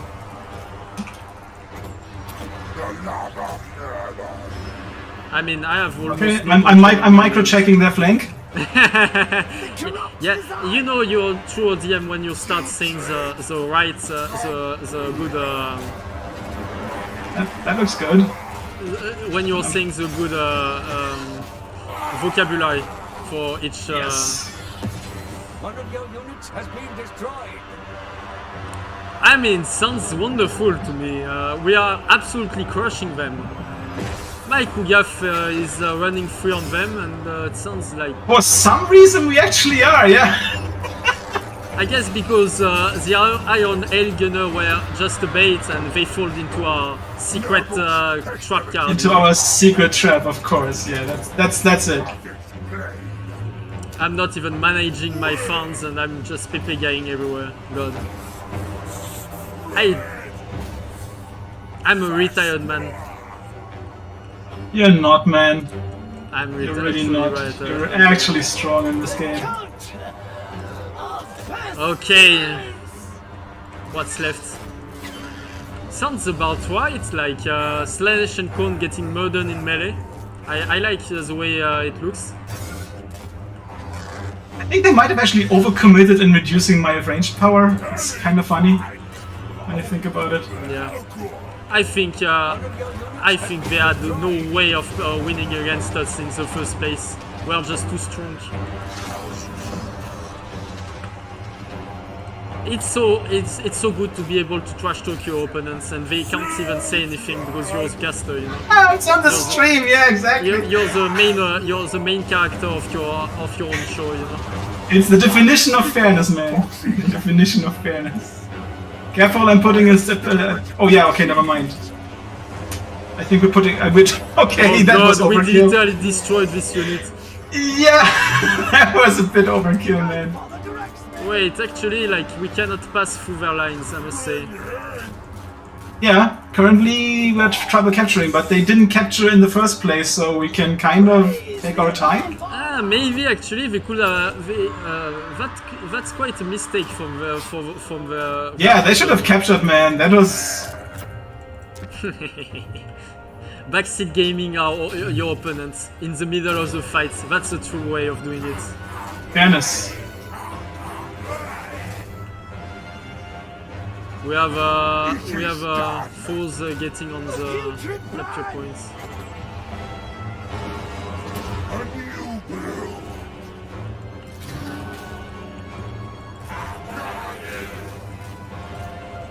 Cleanliness is blasphemy!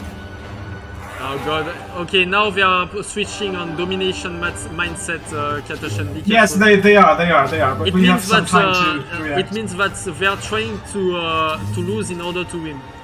That's very strong thought out tactics. Yes. Joking, but yeah, at some point it was a little bit like that in domination. One of your units has been destroyed. Now it It was, and that was the saddest part about domination. yeah, and now it sounds much better, I must say. Okay, Yeah. without the Probably going to be actually fun. yeah, it sounds a little bit patched up at least. So. Oh wow! There's a Fury squad coming on your way. Just saying, don't summon more crossbows. You're going to get wrecked. Yeah. I would something. Oh, I have something else. Look, I have my 1 million with me. Okay, I have a little bit of a problem, Katoshan, is that we soon need to be able to capture points. I don't want to get on a free capture situation. Yes, I agree. I'm putting something on top. Yes. I'm gonna put a bunch of Nurglings maybe. Or you want me to put actual strong troops? Let's put... I have faith! Okay.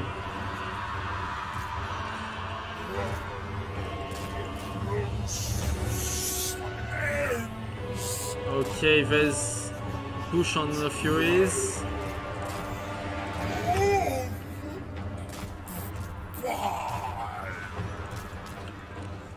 It's gonna be interesting because we need to be able to get back on points, but they might be able to get us. Likewise, yes. Yes. Disease is a boon! Let's switch on. I'm pushing point forward. I'm pushing forward. It's fine. It's gonna be fine.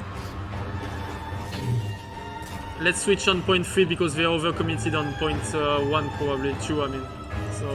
Yes.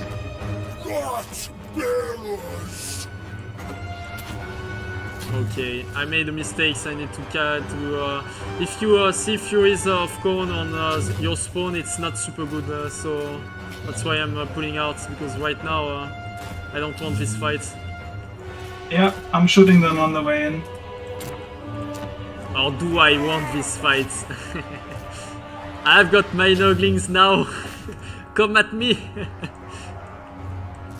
Okay.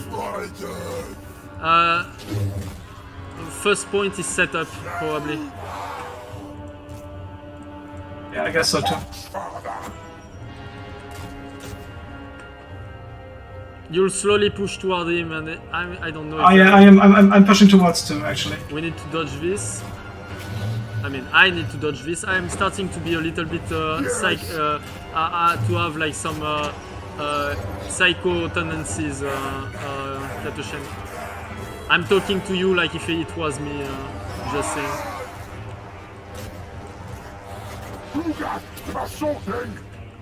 Ooh, this beautiful cast. Worshipper of disease! That's a problem. Like, new gates for Nurgle, by the way. It's not almost impossible for Nurgle to get its gate back. We need a triple cap. It's gonna be hard. Yep. interesting. So the point capture needs to be is actually significant. It needs to be thought out now. It is, yes. So it might be a good balance of the game then, if you have to take into account both, you know, both variability. Yes. Okay, point 2 is pretty much guaranteed ours, but point 3 is a problem. I mean, you mean point... yeah. Sorry, the other way around, yeah. Yeah. You have the foe's victory point. I don't like the back capping on the... Yeah, you careful, don't walk too far off the middle.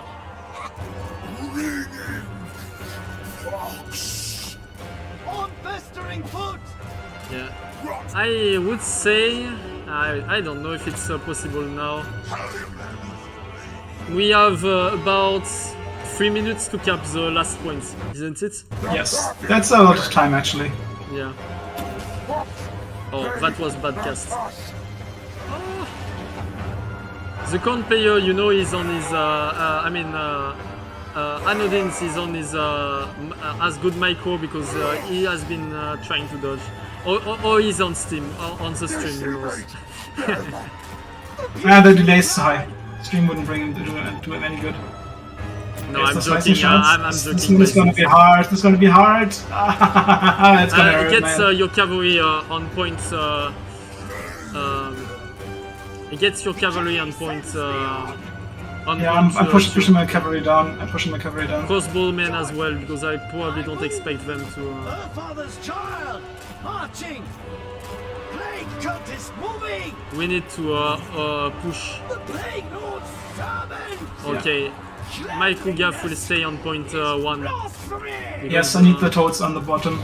It's time for us to bring like very rapid units, I suppose. Yes. Oh god. Let's see. Yes. Capture is gonna be fine, man. They won't recapture middle in time. We have enough power to contest middle. Just focus on the lower point. We have enough power, especially if I do that. Oh god, I guess it wasn't a good cast. Ah, it was okay. Where are your toads, man? Oh, you charge? No, you need the toads to capture, man. You can't. Oh, actually, you are capturing. Yeah, never I'm mind. capturing, but I am getting over captured right now. Yes. Thing is, with my dreaded cultist plus cavalry units, I'm actually not. Oh god, are we going to lose this game, by the way? I don't know. Pretty close. Oh, if I'm not summoning, it might be a bad. Ay ay ay. Spreading her father's word. Cut them open. Your plague bros need to be on the point. Yes, I'm gonna quickly make sure it is. The count of pestilence. Okay, point 2 is for us, but now point 3 is. The foe's victory Yes. point. That's gonna be very interesting. We need to. It's gonna be super close. Peel, I'm focusing. I'm peel focusing for, on the. No, peel for my Noglings. They need to be on points. If not. Oh yeah. I'm intercepting the Furies. I'm intercepting the Furies. 20 more seconds. Oh, that's gonna Just be. push through. Just push through. Just push through. I'm doing it. I'm doing it. They know what we are up to. Oh god, it comes. Wow, 3 seconds. Oh yeah. That was well done. That was an guys. amazing finish, man. That was an amazing finish We've for the been war. I've been trash talking too much, and I Yeah, deserve it. you've been trash talking too much. They took it by 3 seconds. Yeah. Such a close match. Yeah. Holy shit. I actually do like I do enjoy new domination on 2v2 especially. Yeah, man, like it's so much better that the fucking capture mechanic is just gone. You can at this point you can basically play a land battle where somebody can't abuse too much shit, like what they initially intended, right? Okay, you also have the reinforcements, but I don't think reinforcements are bad by design. I think they're interesting. Yeah, it was wonderful. We'll have to dig it further. Thanks for all the participants. It was truly a pleasure to cast all the games for my fellow clanmates. Thank you, Dagdo, in particular, and you, Katoshen, for casting with me. And Yes. It was a pleasure, special thanks to Ragnar's le Gobelin. Ragnar the French Goblin, yeah! T'es le sang pour nous avoir permis d'utiliser des mimes, Ragnar. Merci beaucoup. So basically, he spent he spent 2 hours of making memes for this event. So. We have more stocks of memes for next time this Civil War resurge. It's gonna be great. Okay. The final result is 9-5 then, though, right? We give 2 points for the last match because it's a 2-2. Fair enough. They get 2 points. Still they are half naked in the middle of the night, running around, and they are about to show that they are true furies, every one of them. And Dagdo, we'll have to figure something out for you. Maybe something more degenerate or something more interesting. But you cannot just hide behind your fellow members. You are the one conspiring on the leader of the weeps who dared to contest the furry supremacy in ODM. Yes. Exactly. Thanks, guys, and I hope you enjoyed it. It's been a fun one, and we'll try to make more events coming in the way. Maybe I'll make some streams about different ODM players facing each other's on best of 5 or best of 7 on Total War 2, and even on Domination. Let's leave it for now. Bye.